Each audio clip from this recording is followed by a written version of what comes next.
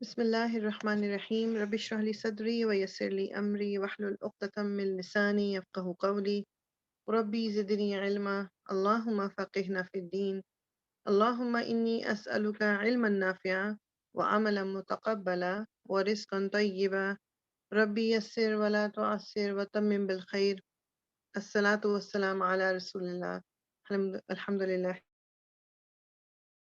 انشاءاللہ تعالی ہم سورہ شعراء پہ آگے تھے ریکارڈنگ. آئی نو کہ جو میں نے ڈالی تھی اس میں نیٹ کا تھوڑا ایشو چل رہا تھا جس کی وجہ سے آواز کلیئر نہیں تھی. آئی ہوپ کہ پھر بھی most of it was okay for you. اگر نہیں تو کسی کا کوئی کوشچن یا کوئی چیز جو انکلیئر تھی آپ مجھے بے شک میسج کر کے پھر پوچھ سکتے ہیں, یا کوئی چیز کلیئر نہیں ہے میں ٹرائی کروں گی اگر میں وہ جو صورتیں ہیں ان کو دوبارہ میں کروا سکوں انشاءاللہ ایٹ دی اینڈ.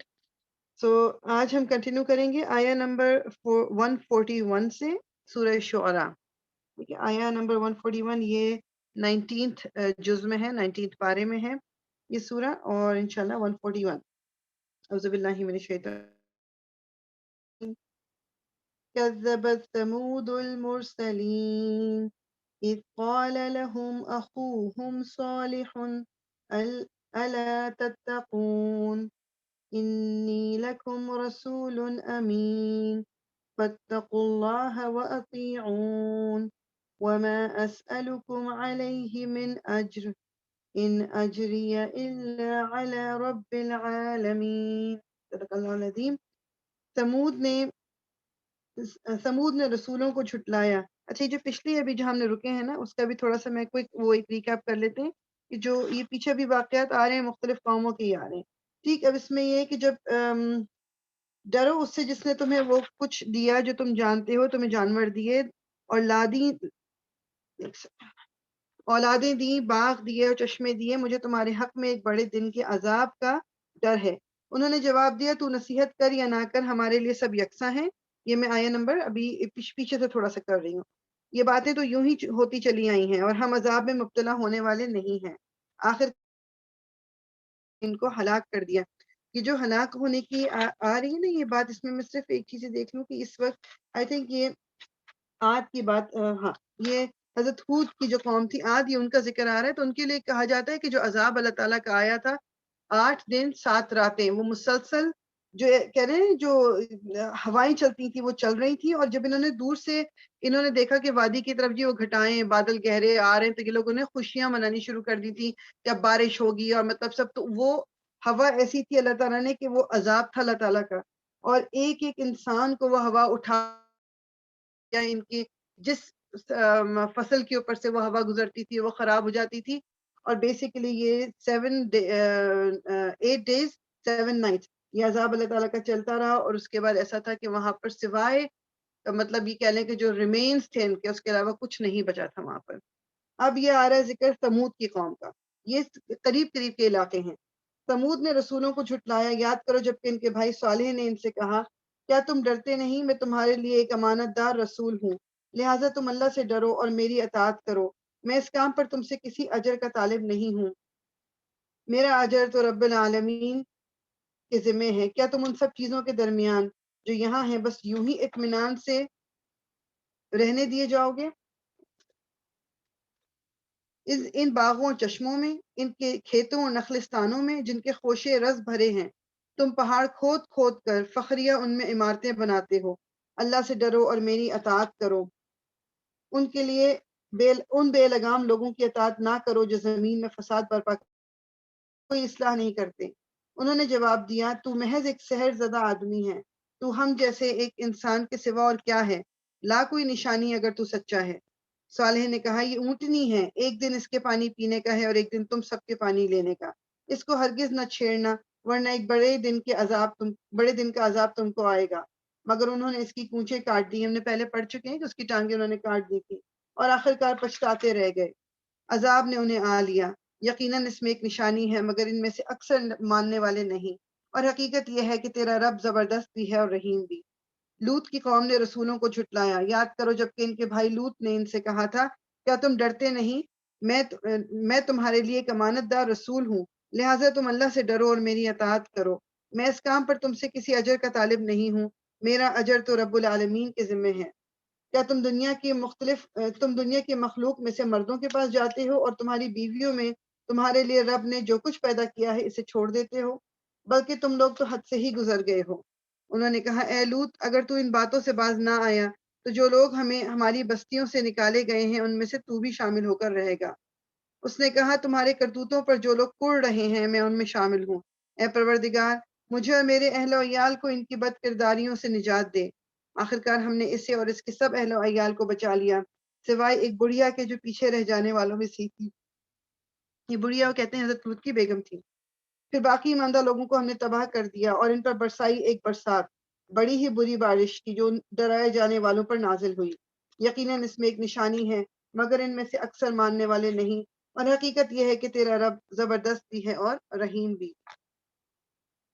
اصحاب الایکا نے رسولوں کو جھٹلایا۔ یہ سورہ ہجر میں بھی ذکر آ چکا ہے، ان کی زیادہ ڈیٹیل نہیں ملتی، مگر یہ ایکا والے اور مدین والے دو الگ الگ قومیں تھیں۔ اصحاب الایکا نے رسولوں کو جھٹلایا، یاد کرو جبکہ شعیب نے ان سے کہا تھا، کیا تم ڈرتے نہیں؟ میں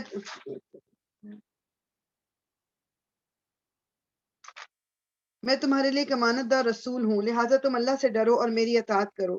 میں اس کام پر تم سے کسی اجر کا طالب نہیں ہوں۔ اب آپ دیکھ رہے ہیں کہ جس طرح یہ اللہ تعالیٰ مختلف انبیاء کا ذکر کر رہے ہیں، اور بات جو ان رسولوں نے اپنی قوم سے کی ہے وہ بالکل ہی ایک ہی طرح کی بات ہے، ایک ہی میسج تھا جو اللہ تعالیٰ نے سب کے تھرو بھیجا ہے لوگوں تک۔ لہٰذا تم اللہ سے ڈرو اور میری اطاعت کرو، میں اس کام پر تم سے کسی اجر کا طالب نہیں ہوں، میرا اجر تو رب العالمین کے ذمہ ہے۔ پیمانے ٹھیک بھرو اور کسی کو گھاٹا نہ دو۔ اگر آپ کو یاد ہو کہ یہ ہم نے بات کی تھی، جو حضرت شعیب کی قوم تھی ان کا جو مین ایشو تھا وہ یہ تھا کہ وہ ناپ تول میں کمی کرتے تھے، اور دیتے وقت وہ کم دیتے تھے، لیکن جب چاہیے ہوتا تھا تو زیادہ کی ڈیمانڈ کرتے تھے، اور مطلب ناپ تول میجر کرنے میں وہ گھٹا کرتے تھے۔ صحیح ترازو سے تولو اور لوگوں کو ان کی چیزیں کم نہ دو، زمین میں فساد نہ پھیلاتے پھرو، اور اس ذات کا خوف کرو جس نے تمہیں اور گزشتہ نسلوں کو پیدا کیا ہے۔ انہوں نے کہا، تو محض ایک سحر زدہ آدمی ہے اور تو کچھ نہیں ہے مگر ایک انسان ہم ہی جیسا، اور ہم تو تجھے بالکل جھوٹا سمجھتے ہیں۔ اگر تو سچا ہے تو ہم پر آسمان کا کوئی ٹکڑا گرا دے۔ شعیب علیہ السلام نے کہا، میرا رب جانتا ہے جو کچھ تم کر رہے ہو۔ انہوں نے اسے جھٹلا دیا۔ آخرکار چھتری والے دن، اور وہ بڑے ہی خوفناک دن کا عذاب تھا۔ وہ کہتے ہیں کہ اس کا جو یہ عذاب کا ذکر قرآن مجید میں یا کسی صحیح حدیث میں نہیں آتا ہے، اور مطلب بیسیکلی بس وہ کہتے ہیں کہ چونکہ انہوں نے آسمان کا عذاب مانگا تھا تو آسمان سے ہی کوئی عذاب ان کے اوپر آیا تھا، مطلب مختلف دوسری کتابوں میں موجود ہے چیز، لیکن قرآن و سنت سے ہمیں کچھ نہیں پتہ چلتا۔ یقیناً اس میں ایک نشانی ہے مگر ان میں سے اکثر ماننے والے نہیں، اور حقیقت یہ ہے کہ تیرا رب زبردست بھی ہے اور رحیم بھی۔ یہ دو کوالٹیز بار بار ریپیٹ ہو کے اللہ تعالیٰ اپنی بتا رہے ہیں، جو صفات ہیں، زبردست بھی ہے، like he is in full control, جو کچھ وہ کرنا چاہے وہ کر سکتا ہے، مگر ساتھ ہی ساتھ اللہ تعالیٰ رحیم بھی ہے۔ یہ اللہ تعالیٰ کی رحمت ہے جو آپ، میں اور آپ اگر اپنی زندگی پر نظر ڈالیں، اگر ہم اپنی کوتاہیوں پر نظر ڈالیں، تو یہ اللہ تعالیٰ کی رحمت ہے کہ جو ہمیں فوراً پکڑ نہیں لیتا، وہ ہمیں موقع دیتا ہے کہ ہم اپنی غلطیوں کو درست کر لیں۔ تو اللہ تعالیٰ کی تمام صفات جو ہیں، اگر ہم آہستہ آہستہ ان کو اپنے دماغ میں رکھنا شروع کر دیں اور ان کو تھوڑا سا سمجھنا شروع کر دیں، تو ہمیں کلیئرلی پتہ چلے گا کہ اللہ تعالیٰ کی ذات ہے کیا۔ الرحیم، کیونکہ بسم اللہ ہم پڑھتے ہیں اس میں بھی یہ دو صفات آ گئیں، سورہ فاتحہ میں بھی صفات آ گئیں، باقی ہاں ٹھیک ہے یہ سمیع پتہ ہے، سننے والا، بصیر، دیکھنے والا، علیم پتہ ہے، حکیم پتہ ہے، لیکن اللہ تعالیٰ کی جتنی بھی صفات ہیں اگر ہم ان سب سے تھوڑا بہت اپنا تعلق اگر پیدا کر لیں گے تو اللہ تعالیٰ کی ذات کو سمجھنے میں آسانی بھی ہوگی، اور پھر اللہ تعالیٰ سے ہمارا تعلق جو ہے وہ اسٹرانگ بھی اور ہو جائے گا۔ ہمیں پتہ ہوگا کہ ہم کس کے ساتھ ہم نے اپنا، ہمارا مالک ہے کون، وہ رب ہے کون۔ صرف ہم قرآن میں پڑھتے ہیں اور گزر جاتے ہیں، اس کا اثر نہیں ہوتا ہمارے اوپر، ہمیں اللہ تعالیٰ کو جاننے کی ضرورت ہے۔ یہ رب العالمین کی نازل کردہ چیز ہے، اسے لے کر تیرے دل پر امانت دار روح اتری، یعنی قرآن کا ذکر ہو رہا ہے، اسے لے کر تیرے دل پر امانت دار روح اتری ہے تاکہ تو ان لوگوں میں شامل ہو جو خدا کی طرف سے خلق خدا کو متنبع کرنے، صاف صاف عربی زبان میں، اور اگلے لوگوں کی کتابوں میں بھی یہ موجود ہے۔ کیا ان اہل مکہ کے لیے یہ کوئی نشانی نہیں ہے کہ اسے علماء بنی اسرائیل جانتے ہیں؟ یعنی قرآن کے بارے میں بنی اسرائیل کو پتا تھا، جو یہودی جو اپنے آپ کو کہتے تھے ان کو اس کے بارے میں معلوم تھا، لیکن ان کی ہٹ دھرمی کا حال تو یہ ہے کہ اگر ہم اسے کسی अजमी पर भी नाजिल कर देते और ये फसी अरबी कलाम वो इनको पढ़ कर सुनाता तब भी ये मान कर ना देते। अल्लाह ताला कह रहे हैं कि अभी तो रसूलुल्लाह सल्लल्लाहु अलैहि वसल्लम जाहिर बात है वो अरब में ही थे, अरबी ही थे और उन्हीं पे कुरान नाजिल हुआ अरबी जबान पे, तो इट्स अंडरस्टैंडेबल कि उनको इस जबान के बारे में पता तो था। लेकिन अल्लाह ताला कह रहे हैं कि अगर ये कुरान अल्लाह ताला किसी अजमी पर यानी कि किसी नॉन अरब स्पीकिंग इंसान पर नाजिल कर देते और ये कुरान अरबी जबान में होता, और मतलब it would have been a very big मोजिज़ा अल्लाह ताला का। लेकिन अल्लाह ताला कह रहे हैं कि ये बनी इसराइल यहूदी फिर भी मान कर ना देते। इसी तरह हमने इस जिक्र को मुजरिमों के दिलों में गुजारा है, वो इस पर ईमान नहीं लाते जब तक कि अजाब अलीम ना देख लें। फिर जब वो बेखबरी में इन पर आ पड़ता है तो उस वक्त वो कहते हैं कि क्या अब हमें कुछ मोहलत मिल सकती है? तो क्या ये लोग हमारे अजाब के लिए जल्दी मचा रहे हैं? तुमने कुछ गौर किया? अगर हम उन्हें बरसों तक ऐश करने की मोहलत भी दे दें और फिर वही चीज इन पर आ जाए जिससे उन्हें डराया जा रहा है, तो वो सामान्य जीस्त जो इनको मिला हुआ है इनके किसी काम ना आए, किस काम आएगा? और देखो हमने कभी किसी बस्ती को इसके बगैर हलाक नहीं किया कि उसके लिए खबरदार करने वाले हक नसीहत अदा करने को मौजूद थे और हम जालिम ना थे। इस किताब को शयातीन लेकर नहीं उतरे हैं, ना ये काम इनको सचता है और ना वो ऐसा कर ही सकते हैं। वो तो इसकी समाअत तक से दूर रखे गए हैं। जब वही आनी शुरू हुई थी तो उसके बाद पहरा बिठा दिया गया था कि कोई जिन्नात या शयातीन जो हैं ये ऊपर तक जाके कोई सुनगुन नहीं ले सकते। बस ए मोहम्मद अल्लाह के सिवा किसी दूसरे माबूद को ना पुकारो, वरना तुम भी सजा पाने वालों में से हो जाओगे।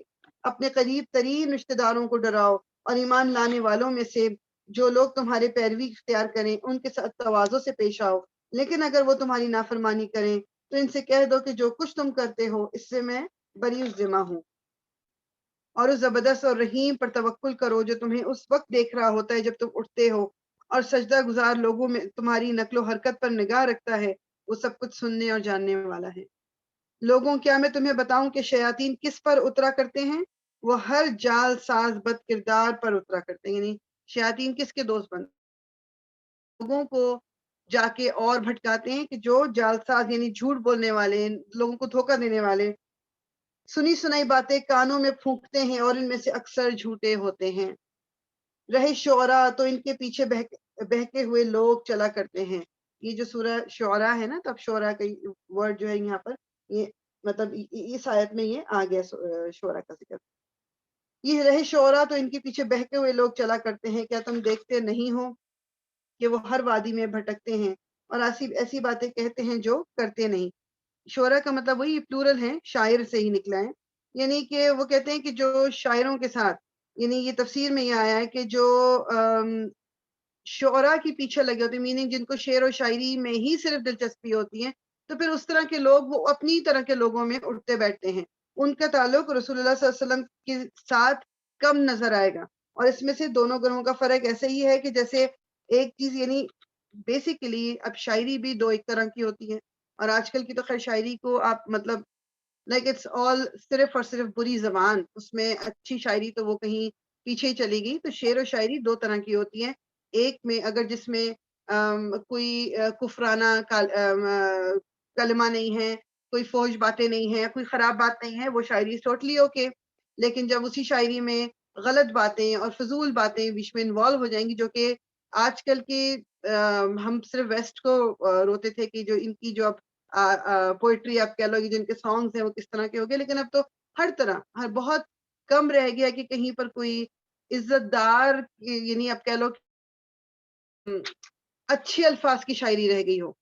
यानी जिसको हम कहते हैं कि जिस तरह हम अल्लामा इकबाल की शायरी एक हुआ करती थी, ये जो दूसरे शोरा पहले गुजरे जिनका मकसद कुछ होता था उस शायरी से, लोगों के दिलों पर कुछ असर का एक वो जरिया बनती थी वो शायरी। इवन रसूलुल्लाह सल्लल्लाहु अलैहि वसल्लम के जमाने में भी शायर होते थे जो मतलब यानी ऐसी बातें करते थे कि जिससे लोगों के ईमान में आप कह लो कि इंक्रीज होता था उनका ईमान, बढ़ता था उनका ईमान। ये आजकल की शायरी की बात नहीं हो रही। अब इसमें एक बहुत ही मतलब I have been there to, मैं मतलब किसी के ऊपर वो नहीं करके बता रही, बात बता रही हूँ कि हम उन गानों को हम गुनगुनाते हैं, हम अपनी जबान से वो गाने गाते हैं और ये सोचे समझे बगैर कि हम क्या लफ्ज अपने मुंह से निकाल रहे हैं। जब मेरे मुंह से कोई लफ्ज निकल रहा है वो मेरी किताब में लिखा जा रहा है, उसका मुझे जवाब देना होगा। एक मुसलमान अपनी जबान से सोचे समझे बगैर नहीं बोलता। مجھے اور آپ کو سوچنا ہے، مجھے اور آپ کو کوئی بات بھی منہ سے نکالنے سے پہلے یہ بات اپنے آپ کو بتانی ہے کہ میری اس پہ پکڑ ہو سکتی ہے.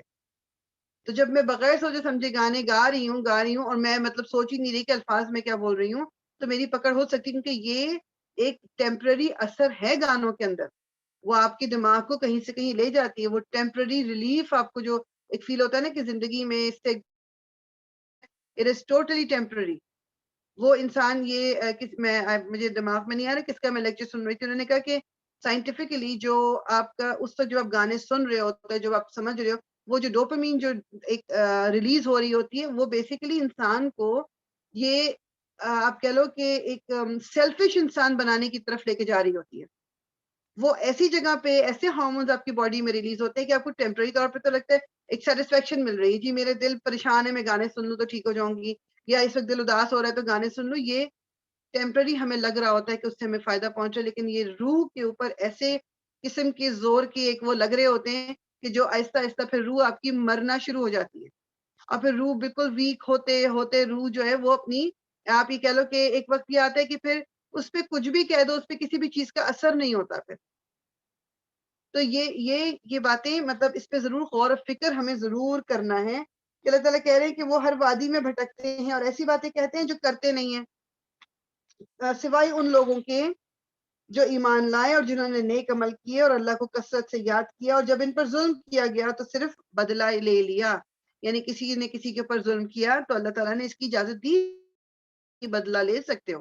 چھوڑ دو گے تو آف کورس وہ تو ایک ہائر آپ کی کہہ لو کہ ایک درجہ بلند کرنے والا ایک ایکشن ہے، لیکن اگر کسی نے بدلہ لینا ہے تو بدلہ لے سکتا ہے. بٹ اس میں یہ بہت ضروری ہے کہ اتنا ہی کہنا ہے، اتنا ہی کرنا ہے جتنا دوسرے نے کیا تھا. اگر ذرا سا بھی اوپر نیچے ہو گیا تو پھر گناہ لکھا جائے گا، پھر آپ نے زیادتی کر دی، اب وہ مظلوم ہو گیا. تو اس لیے بہتر چیز کیا ہے کہ انسان معاف کر دے اور اللہ پہ چھوڑ دے اس انسان کا جو معاملہ ہے. اور ظلم کرنے والوں کو عنقریب معلوم ہو جائے گا کہ وہ کس انجام سے دوچار ہوتے ہیں.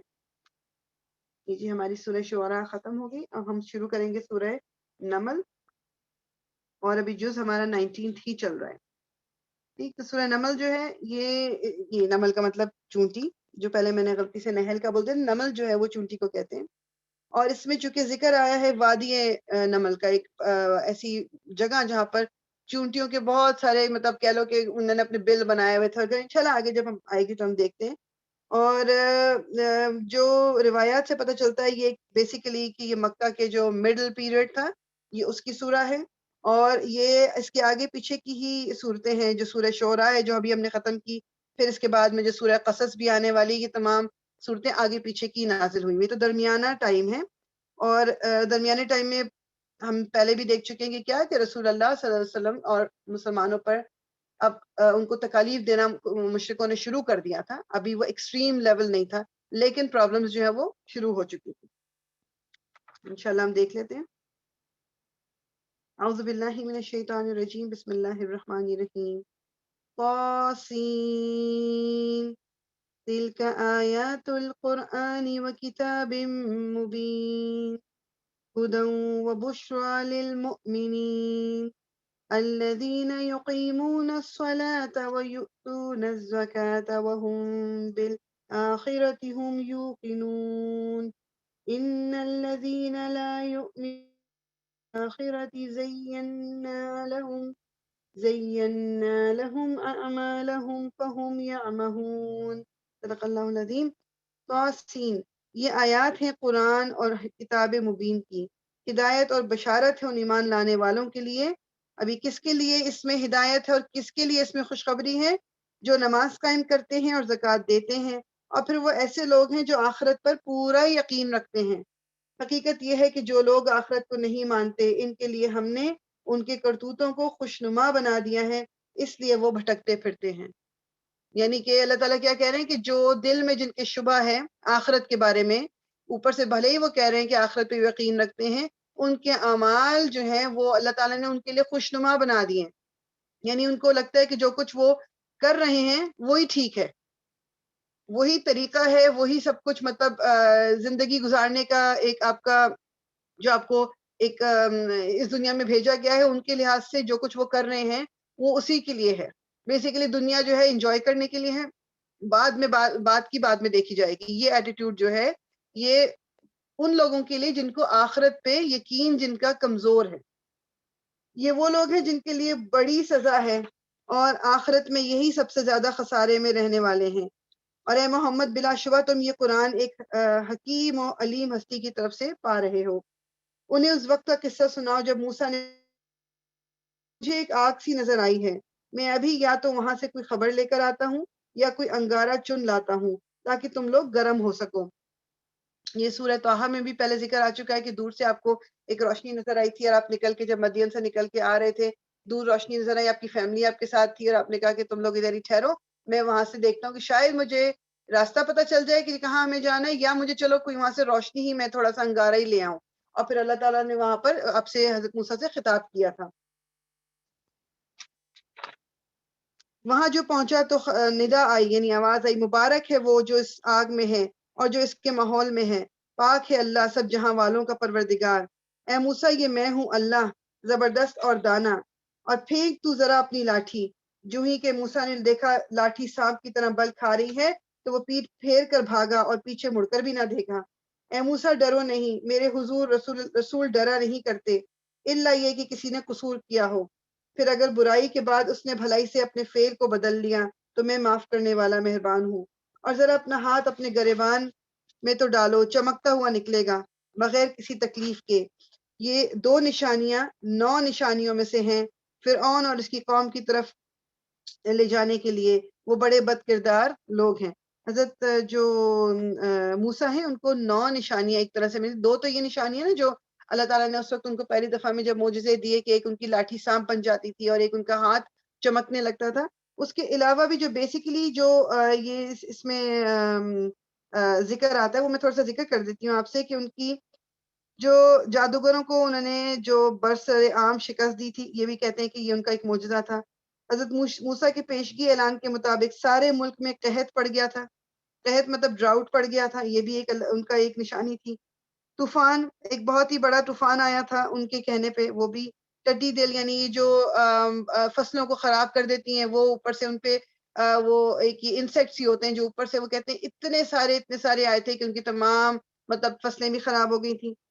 تمام غلے کے ذخیروں میں سرسریاں، جو اب یہ جو غلے کو جو انہوں نے جمع کیا ہوا تھا اپنا کاٹ کے جو فصل کو انہوں نے جو اب ذخیرہ کرتے ہو کہ بعد میں استعمال کرنے کے لیے، ان تمام میں بھی کیڑے پڑ گئے تھے. یہ بھی آپ کے زمانے میں ہوا تھا. انسان اور حیوان سب میں جوئیں پڑ گئی تھیں. مینڈکوں کو ایک طوفان آیا تھا کہ مینڈک برس رہے تھے. اور خون یعنی خون بھی اوپر سے جو پانی کی باڈیز تھی یعنی کہ کوئی تالاب تھا، کوئی ندی تھی، نالا تھا، وہ سب خون کے رنگ کے ہو گئے تھے. تو یہ تمام چیزیں یہ بنی اسرائیل پہ یہ ایک عذاب آتا تھا اور وہ حضرت موسیٰ کے پاس آتے تھے اور کہتے تھے کہ اپنے رب سے ہماری طرف سے معافی مانگ لو اور ہم صحیح ہو جائیں گے. اب اللہ تعالیٰ اس عذاب کو ختم کر دیتے تھے. یہ لوگ کچھ عرصے میں پھر وہی خرابیاں شروع کر دیتے تھے، وہی اللہ تعالیٰ کے ساتھ شرک شروع کر دیتے تھے اور رسول کو تنگ کرنا شروع کر دیتے تھے اور پھر ان پہ عذاب آتا تھا. تو اس طرح کرتے کرتے یہ 9 یہ جو نشانیاں کہلائی جاتی ہیں جو حضرت موسیٰ کی نشانیاں ہیں کہ یہ ان کے زمانے میں کچھ اس میں سے عذاب کی فارم میں اور کچھ ان کو جو نشانیاں دی گئی تھی.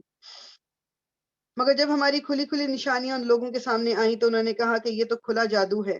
انہوں نے سراسر ظلم اور غرور کی راہ سے ان نشانیوں کا انکار کیا حالانکہ دل ان کے قائل ہو چکے تھے. اب دیکھ لو کہ ان مفسدوں کا انجام کیسا ہوا.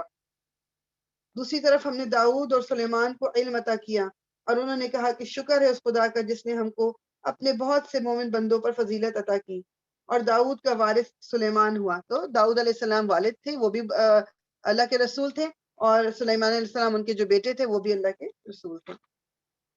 اور اس نے کہا لوگوں ہمیں پرندوں کی بولیاں سکھائی گئی ہیں اور ہمیں ہر طرح کی چیزیں دی گئی ہیں، بے شک یہ اللہ کا نمایاں فضل ہے.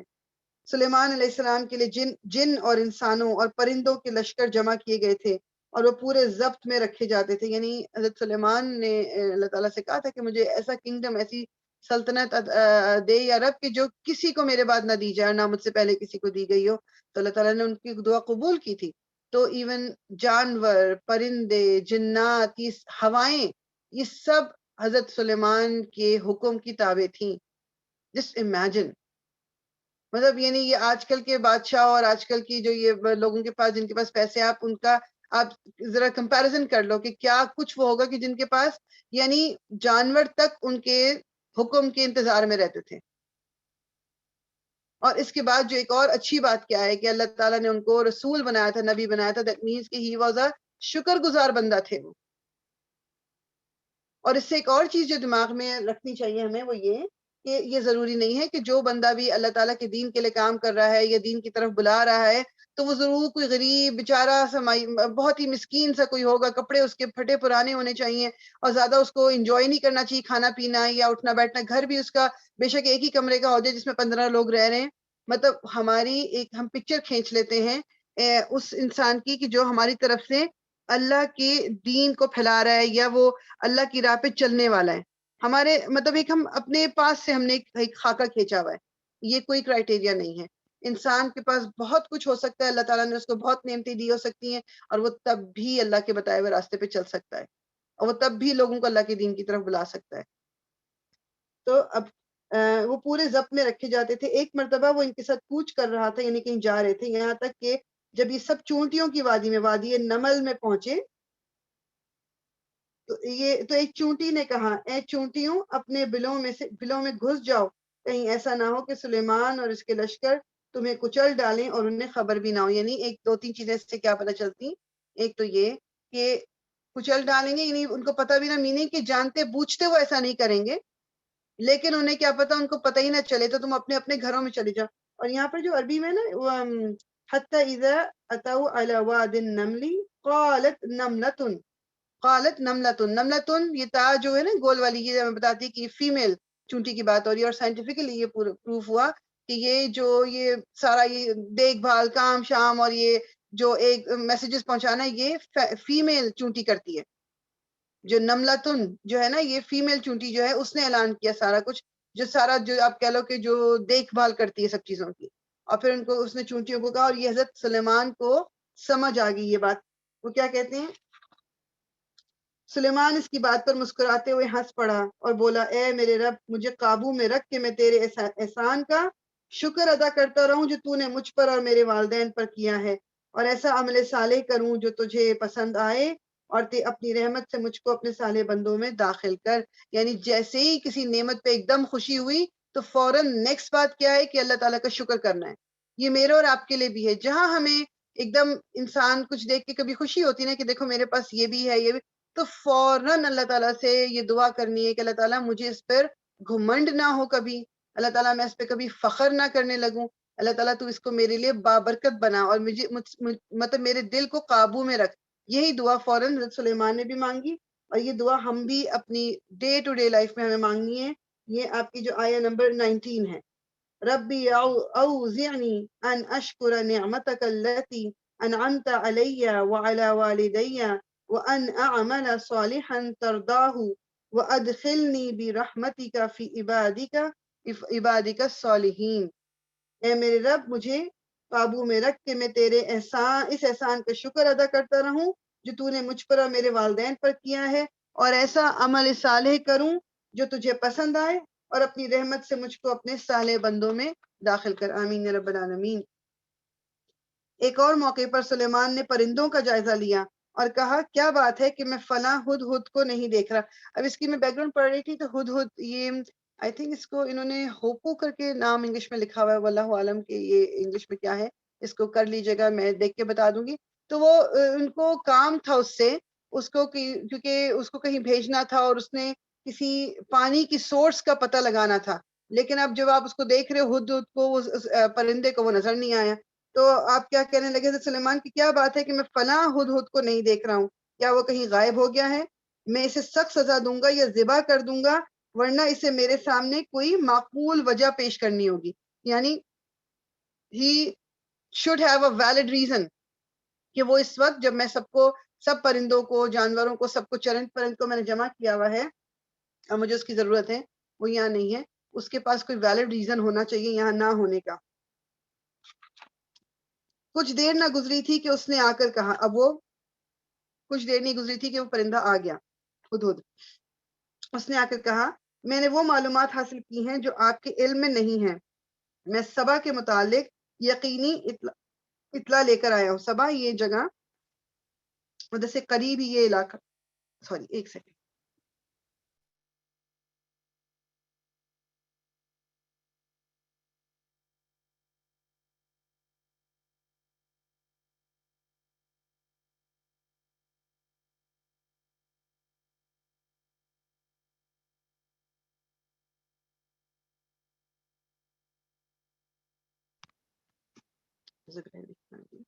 میں سبا کے متعلق یقینی اطلاع لے کر آیا ہوں.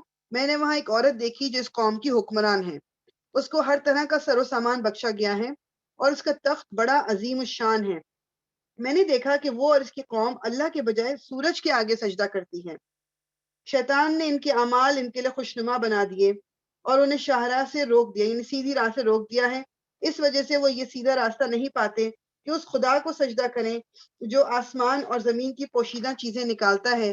وہ اور وہ سب کچھ جانتا ہے جسے تم لوگ چھپاتے ہو اور ظاہر کرتے ہو. اللہ کے جس کے سوا کوئی مستحق عبادت نہیں، جو عرش عظیم کا مالک ہے. یہاں پر سجدہ ہے، سجدہ کر لیتے ہیں.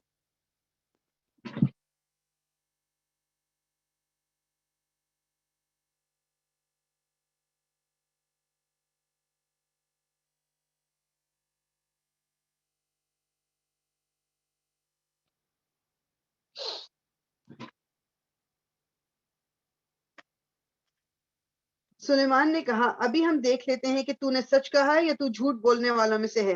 میرا یہ خط لے جا اور اسے ان لوگوں کی طرف ڈال دے، پھر الگ ہٹ کر دیکھ کہ وہ کیا رد عمل ظاہر کرتے ہیں. یعنی سبا والے جو ہیں، جو سبا کی ملکہ کے پاس ہی میرا خط لے جاؤ اور پھر سائٹ پہ کھڑے ہو کے دیکھو کہ وہ اس کا مطلب ان کا کیا ری ایکشن ہوتا ہے اس کو پڑھ کے. ملکہ بولی، اب اس ملکہ کے پاس خط پہنچ گیا، بیچ میں سے اب یہ نہیں ہے نا اس وقت ڈسکرپشن، تو ملکہ کے پاس خط آ گیا ہے. اب وہ کیا کہہ رہی ہے؟ ملکہ بولی، اے اہل دربار، میری طرف ایک بڑا اہم خط پھینکا گیا ہے. وہ سلیمان کی جانب سے ہے اور اللہ رحمان اور رحیم کے نام سے شروع کیا گیا ہے. مضمون یہ ہے کہ میرے مقابلے میں سرکشی نہ کرو اور مسلم ہو کر میرے پاس حاضر ہو جاؤ. خط سنا کر ملکہ نے کہا، اے سرداران قوم، میرے اس معاملے میں مجھے مشورہ دیں. میں کسی معاملے کا فیصلہ تمہارے بغیر نہیں کرتی ہوں. انہوں نے جواب دیا، ہم طاقتور اور لڑنے والے لوگ ہیں، آگے فیصلہ آپ کے ہاتھ میں ہے. آپ خود دیکھ لیں کہ آپ کو کیا حکم دینا ہے. ملکہ نے کہا کہ بادشاہ جب کسی ملک میں گھس آتے ہیں تو اسے خراب اور اس کی عزت والوں کو ذلیل کر دیتے ہیں. یہی کچھ وہ کیا کرتے ہیں. میں ان لوگوں کی طرف ایک ہدیہ بھیجتی ہوں، پھر دیکھتی ہوں کہ میرے ایلچی کیا جواب لے کر پلٹتے ہیں. یعنی کہ میں جو بھیج رہی ہوں ہرکارا، یا جو میں اپنی طرف سے خدمت گزار بھیج رہی ہوں، اس کے ساتھ میں تحفے تحائف بھیجتی ہوں، پھر دیکھتی ہوں کہ ان کا جواب کیا ہوتا ہے. اور یہ جو پہلے بات ہے نا کہ بادشاہ جب گھس آتے ہیں، تو وہ اس نے بیسیکلی بات کیا کر رہی ہے ملکہ، کہ جب بادشاہ جنگ کے لیے اندر آتے ہیں کسی ملک میں، تو آف کورس وہ جب حملہ کرتے ہیں تو پھر وہ یہ تھوڑی دیکھتے ہیں کہ کون عزت والا ہے اور کون عزت والا نہیں ہے. اور خاص طور پہ جو بڑی پوزیشن والے لوگ ہوتے ہیں ان کی تو بہت زیادہ بے عزتی ہوتی ہے. تو ایک طرح سے وہ یہ چاہ نہیں رہی کہ لڑائی جھگڑا ہو، کہ جنگ ہو. تو اس نے کہا کہ میں تحفہ بھیجتی ہوں اور پھر دیکھتی ہوں کہ کیا جواب ملتا ہے. جب وہ ملکہ کا سفیر سلیمان علیہ السلام کے یہاں پہنچا تو اس نے کہا، کیا تم لوگ مال سے میری مدد کرنا چاہتے ہو؟ انہیں حضرت سلیمان نے کیا کہا کہ تم لوگ مال سے میری مدد کرنا چاہتے ہو؟ جو کچھ خدا نے مجھے دے رکھا ہے وہ اس سے بہت زیادہ ہے جو تم نے تمہیں دیا ہے. تمہارا ہدیہ تمہیں کو مبارک. اے سفیر، واپس جا اپنے بھیجنے والوں کی طرف.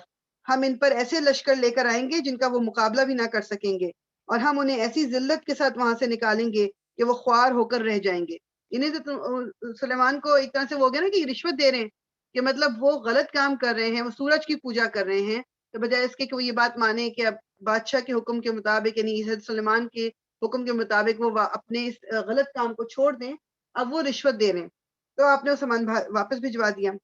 سلیمان علیہ السلام نے کہا، اے اہل دربار، تم میں سے کون اس کا تخت میرے پاس لاتا ہے قبل اس کے کہ وہ لوگ متی ہو کر میرے سامنے حاضر ہوں.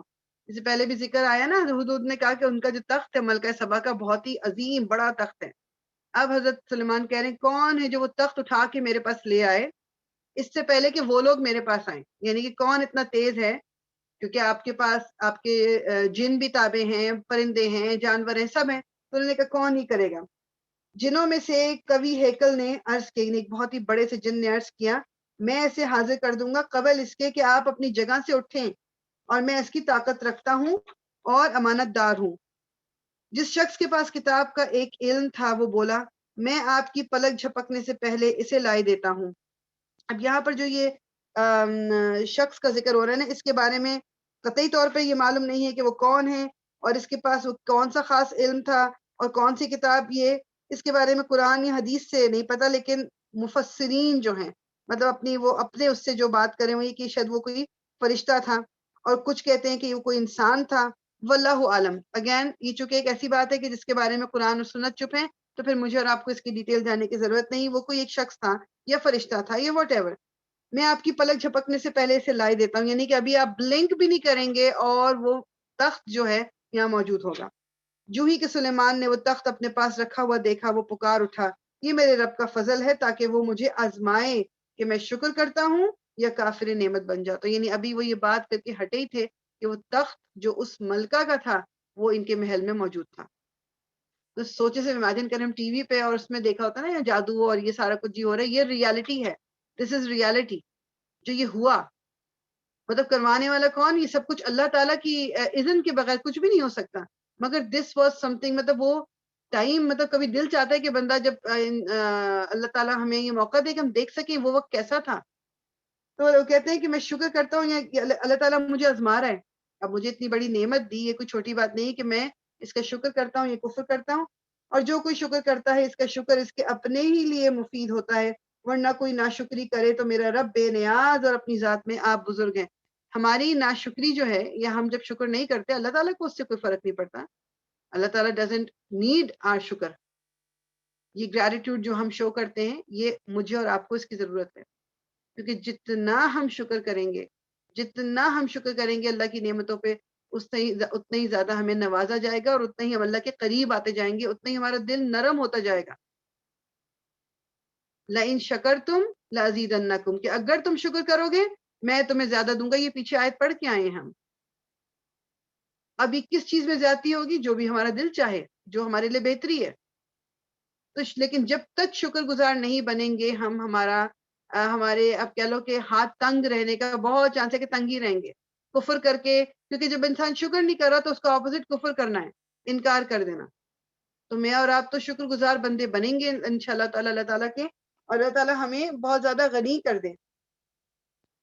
سلیمان نے کہا انجان طریقے سے اس کا تخت اس کے سامنے رکھ دو اور دیکھیں کہ وہ صحیح بات تک پہنچتی ہے کہ نہیں، یعنی کہ اب انہوں نے کہا کہ وہ تو آ رہے ہیں، کیونکہ میسج تو پہنچوا دیا تھا کہ اپنی لوگوں کے ساتھ ملکہ جو آ جائے۔ اب یہ کہ دیکھتے ہیں کہ وہ تخت پہچانتی ہے کہ نہیں، وہ صحیح بات تک پہنچتی ہے یا ان لوگوں میں سے ہے جو راہ راست نہیں پاتے۔ ملکہ جب حاضر ہوئی تو اس سے کہا گیا کہ کیا تیرا تخت ایسا ہی ہے؟ وہ کہنے لگی یہ تو گویا وہی ہے، ہم تو پہلے ہی جان گئے تھے اور ہم نے سر اطاعت جھکا دیا تھا، یہ ہم مسلمان ہو چکے۔ تو اس نے کہا کہ ہم تو پہلے ہی مطلب تمہاری اس بات کو مان چکے ہیں، ہم نے سر جھکا دیا ہے، ہم تسلیم کر چکے ہیں، مسلمان ہو چکے ہیں۔ اس کو ایمان لانے سے جس چیز نے روک رکھا تھا وہ ان معبودوں کی عبادت تھی جنہیں وہ اللہ کے سوا پوچھتی تھی، کیونکہ وہ ایک کافر قوم میں سے تھی۔ اس سے کہا گیا کہ محل میں داخل ہو۔ اس نے جو دیکھا تو سمجھی کہ پانی کا حوض ہے اور اترنے کے لیے اس نے اپنے پائنچے اٹھا لیے۔ جب اس کو کہا نا کہ محل کے اندر جاؤ تو اس کو لگا کہ اب وہ اندر جب گئی تو فرش کو دیکھ کے لگا کہ اس میں پانی ہے، تو اس نے اپنے کپڑے وہ تھوڑے تھوڑے نا جیسے جو زمین سے اوپر اٹھا لیے کہ تاکہ گیلے نہ ہو جائیں۔ تو حضرت سلیمان نے کہا یہ شیشے کا چکنا فرش ہے، یعنی یہ شیشہ ہے، یہ پانی نہیں ہے۔ امیجن کریں کس قسم کا وہ محل ہوگا۔ اس پر وہ پکار اٹھی اے میرے رب، آج تک میں اپنے نفس پر ظلم کرتی رہی اور اب میں نے سلیمان کے ساتھ اللہ رب العالمین کی اطاعت قبول کر لی ہے۔ اور سمود کی طرف ہم نے ان کے بھائی صالح کو یہ پیغام دے کر بھیجا کہ اللہ کی بندگی کرو، تو یک وہ دو متخاصم فریق بن گئے، یعنی کہ اب جب حضرت صالح نے ان کو پیغام دیا اللہ تعالیٰ کا، تو ظاہری بات ہے دو طرح کے گروپ بن گئے، ایک وہ جو اس بات کو مان رہے تھے اور ایک وہ جو اس کے اگینسٹ تھے۔ صالح نے کہا اے میری قوم کے لوگوں، بھلائی سے پہلے برائی کے لیے کیوں جلدی مچاتے ہو؟ کیوں نہیں اللہ سے مغفرت طلب کرتے، شاید کہ تم پر رحم فرمایا جائے۔ انہوں نے کہا ہم نے تو تم کو اور تمہارے ساتھیوں کو بدشگونی کا نشان پایا ہے۔ صالح نے جواب دیا تمہارے نیک اور بدشگون کا سرشتہ تو اللہ کے پاس ہے، اصل بات یہ ہے کہ تم لوگوں کی آزمائش ہو رہی ہے۔ اچھا ایک اس سے چونکہ ورڈز آیا تو صرف میں ذکر کر دوں، نیک شگون اور بدشگون جو ہے مطلب یہ اس طرح کی باتیں جو ہے نا یہ ہمارے دین میں اچھی نہیں سمجھی جاتی، مطلب کہ یہ وہ جس طرح برا شگون ہو گیا کہ جی وہ پتہ نہیں سیڑھی کے نیچے سے گزر گئے یا کالی بلی راستہ کاٹ گئی، یا یہ تمام چیزیں یہ ہمارے دین کا کوئی حصہ نہیں ہے۔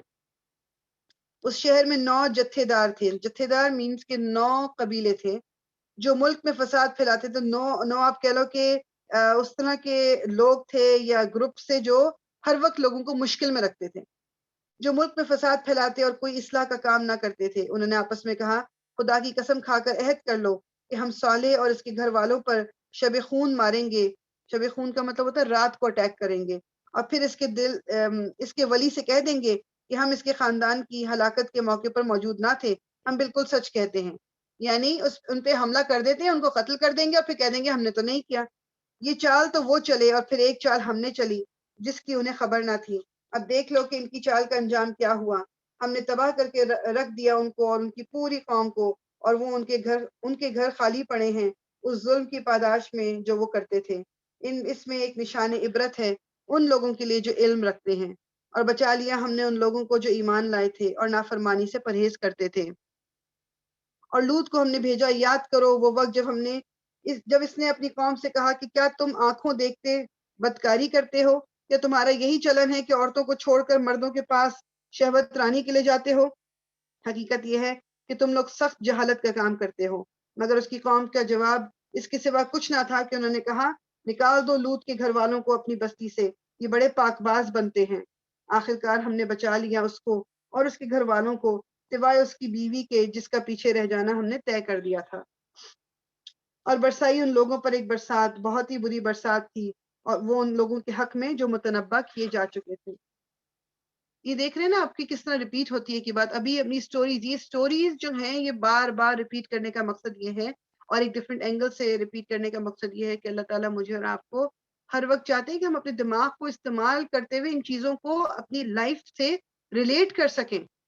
مطلب اس میں 2-3 چیزیں جو ابھی حضرت لوط کا یہ واقعہ ہے. ایک تو پہلی چیز تو یہ ہے کہ یہ بدکاری ہے, this is no matter what the society says, یہ غلط کام ہے.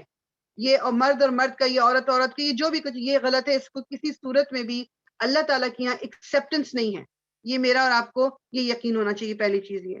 دوسری بات یہ کہ حضرت لوط ایک پیغمبر تھے, اور انہوں نے اپنی ظاہری بات ہے اپنی فیملی کو بھی دین پہ بلایا ہوگا سب کو, لیکن ان کی بیوی وہ پیچھے رہ جانے والوں میں سے تھی, یعنی وہ ان غلط لوگوں کا ساتھ دیتی تھی. تو مجھے اور آپ کو کیا کہ گھر کے اندر بعض دفعہ بات کرتے ہیں کہ اچھا ماں باپ تو بڑے نیک تھے, پتہ نہیں اولاد کس پہ چلی گئی ہے, یا اولاد بہت اچھی ہے, پتہ نہیں ماں باپ کس طرح کے ہیں. بات یہ ہوتی ہے کہ پہلی بات یہ کہ کسی پہ اس طرح کی بات نہیں کرنی ہمیں, مجھے اور آپ کو کچھ نہیں بولنا کسی پہ.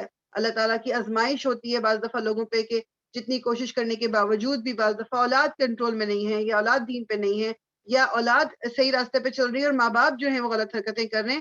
یہ اللہ تعالیٰ کے اور ان کا معاملہ ہے, میرا اور آپ کا نہیں ہے. بتانے کا مقصد صرف یہ ہے کہ ہم اپنی ڈیلی لائف میں بھی اس طرح کے واقعات دیکھتے ہیں کہ جب لوگوں کو کتنا بتایا جا رہا ہے مگر وہ نہیں سن رہے, نہیں سمجھ رہے. تو مجھے اور آپ کو یہ بھی سمجھنا کہ یہ سب کچھ پہلے ہوتا رہا ہے, اور یہ ابھی بھی ہو رہا ہے, اور یہ رہتی دنیا تک ہوتا رہے گا.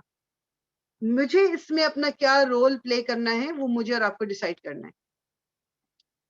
جی, مجھے اور آپ کو ڈیسائیڈ کرنا ہے کہ ہم اللہ تعالیٰ کے جو میسج کو لے کر, میں نے اور آپ نے اپنا رول جو ہمیں دیا گیا ایز اے مسلم, اب رسول تو کوئی نہیں آئے گا, تو اللہ کا دین مجھے اور آپ کو ہی آگے پہنچانا ہے نا. اس میں چاہے میں صرف اپنے کیریکٹر کے ذریعے پہنچا دوں, لیکن مجھے اس میں اپنا پارٹ ڈالنا ہے. تو یہ میں نے اور آپ نے اب سوچنا ہے کہ ہم نے کس طرح آگے بات پہنچانی ہے. اے نبی کہو, حمد ہے اللہ کے لیے اور سلام اس کے ان بندوں پر جنہیں اس نے برگزیدہ کیا. ان سے پوچھو اللہ بہتر ہے یا وہ معبود جنہیں یہ لوگ اس کا شریک بنا رہے ہیں. اب ہم جز نمبر 20 شروع کر رہے ہیں. بھلا وہ کون ہے جس نے آسمانوں اور زمین کو پیدا کیا اور تمہارے لیے آسمان سے پانی برسایا, پھر اس کے ذریعے سے وہ خوشنما باغ اگائے جن کے درختوں کا اگانا تمہارے بس میں نہ تھا. کیا اللہ کے ساتھ کوئی دوسرا خدا بھی ان کاموں میں شریک ہے؟ نہیں.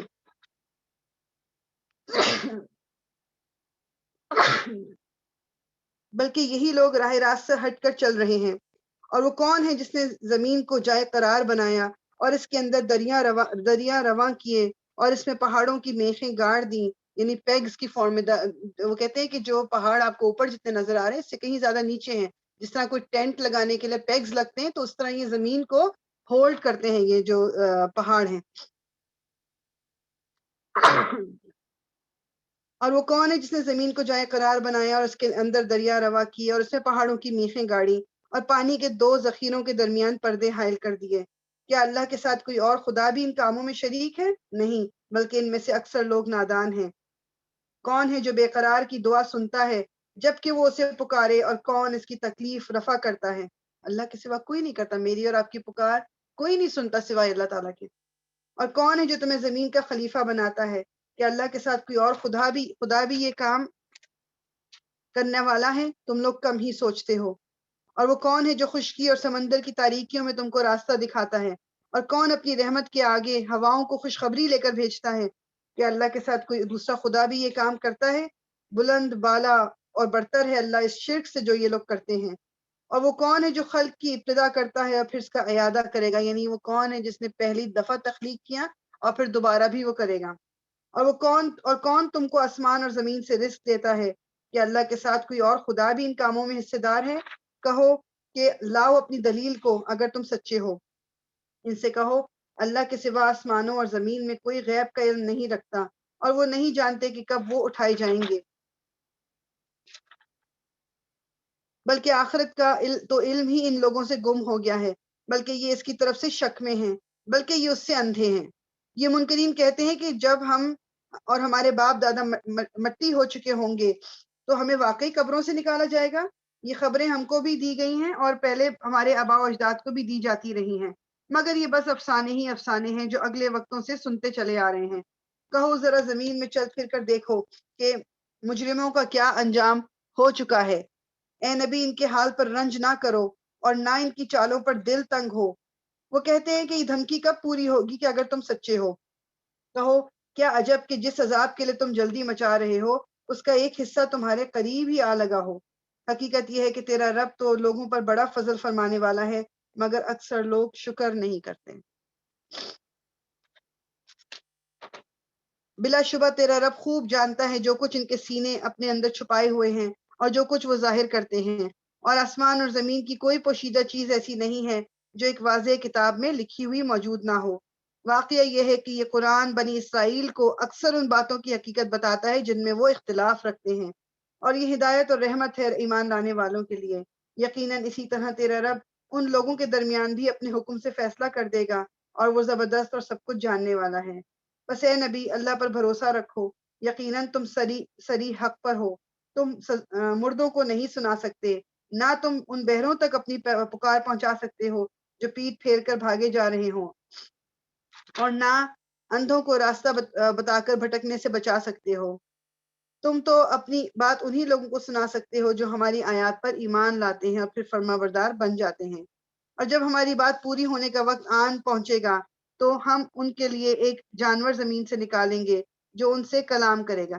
تو یہ بھی ایک قیامت کی نشانیوں میں سے ایک نشانی ہے کہ ایک جانور اس وقت آئے گا جو قیامت کے قریب جو باتیں بھی کرے گا، جو ان سے کلام کرے گا کہ لوگ ہماری آیات پر یقین نہیں کرتے تھے۔ اور ذرا تصور کرو اس دن کا جب ہم ہر امت میں سے ایک فوج کی فوج ان لوگوں کی گھیر لائیں گے جو ہماری آیات کو جھٹلایا کرتے تھے، پھر ان کو ان کی اقسام کے لحاظ سے درجہ بدرجہ مرتب کیا جائے گا، یہاں تک کہ جب سب آ جائیں گے تو ان کا رب ان سے پوچھے گا کہ تم نے میری آیات کو جھٹلا دیا، حالانکہ تم نے ان کا علمی احاطہ نہیں کیا، حالانکہ تم نے ان کا علمی احاطہ نہ کیا تھا۔ اگر یہ نہیں تو اور تم کیا کر رہے تھے؟ اور ان کے ظلم کی وجہ سے عذاب کا وہ دن ان پر پورا وعدہ ان پر پورا ہو جائے گا، تب وہ کچھ بھی نہ بول سکیں گے۔ کیا ان کو سجھائی نہ دیتا تھا کہ ہم نے رات ان کے لیے سکون حاصل کرنے کو بنائی تھی اور دن کو روشن کیا تھا؟ اسی میں بہت نشانیاں تھیں ان لوگوں کے لیے جو ایمان لاتے تھے۔ اور کیا گزرے گی اس روز جب کہ سور پھونکا جائے گا اور ہول کھا جائیں گے وہ سب جو آسمانوں اور زمین میں ہیں، سوائے ان لوگوں کے جنہیں اللہ اس ہول سے بچانا چاہے گا، اور سب کان دبائے اس کے حضور حاضر ہو جائیں گے۔ آج تو پہاڑوں کو دیکھتا ہے اور سمجھتا ہے کہ خوب جمے ہوئے ہیں، مگر اس وقت یہ بادلوں کی طرح اڑ رہے ہوں گے۔ یہ اللہ کی قدرت کا کرشمہ ہوگا جس نے ہر چیز کو حکم کے ساتھ استوار کیا ہے، یعنی کہ سب کچھ اللہ تعالیٰ کے حکم سے اس دن یہ زمین بھی ڈول جائے گی، وہ پہاڑ جو ہیں وہ روئی کی طرح، روئی کی جس طرح اس وقت ہم بادلوں کو دیکھتے ہیں اس طرح پہاڑ پھر رہے ہوں گے۔ وہ خوب جانتا ہے کہ تم لوگ کیا کرتے ہو۔ جو شخص بھلائی لے کر آئے گا اسے اس سے زیادہ بہتر صلہ ملے گا، اور ایسے لوگ اس دن کے ہال سے محفوظ رہیں گے، اور جو برائی لیے ہوئے آئے گا وہ ایسے سب لوگ اوندھے منہ آگ میں پھینکے جائیں گے۔ کیا تم لوگ اس کے سوا کوئی اور جزا پا سکتے ہو کہ جیسا کرو ویسا بھرو گے؟ اے محمد ان سے کہو، مجھے تو یہی حکم دیا گیا ہے کہ میں اس شہر کے رب کی بندگی کروں جس نے اسے حرم بنایا ہے اور جو ہر چیز کا مالک ہے۔ مجھے حکم دیا گیا ہے کہ میں مسلمان بن کر رہوں اور یہ قرآن پڑھ کر سناؤں۔ اب جو ہدایت اختیار کرے گا وہ اپنے ہی بھلے کے لیے ہدایت اختیار کرے گا، اور جو گمراہ ہو اس سے کہہ دو کہ میں تو بس خبردار کر دینے والا ہوں۔ ان سے کہو تعریف اللہ ہی کے لیے ہے، ان قریب وہ تمہیں اپنی نشانیاں دکھا دے گا اور تم انہیں پہچان لو گے، اور تیرا رب بے خبر نہیں ہے ان اعمال سے جو تم کرتے ہو۔ اچھا، آلموسٹ 5:30 تو ہونے ہی والے ہیں، ہم پہلے نماز پڑھ لیتے ہیں پھر سورہ قصص ہم شروع کریں گے، تو 10 منٹس لے لیجیے انشاءاللہ اور پھر واپس آ جائیے عصر پڑھ کے انشاءاللہ۔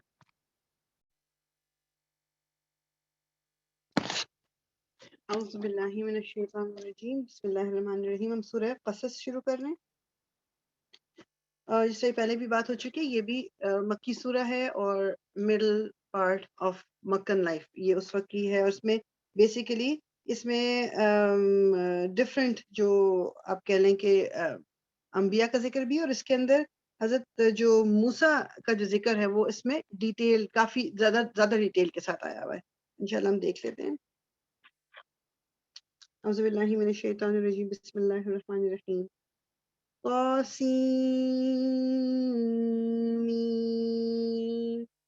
تلك آیات الكتاب المبین نتلو علیک من نبأ موسیٰ وفرعون بالحق لقوم یؤمنون ان فرعون علا فی الارض وجعل اہلها شیعا يستضعف طائفة منهم يذبح أبناءهم ويستحيي نساءهم إنه كان من المفسدين۔ صدق اللہ العظیم۔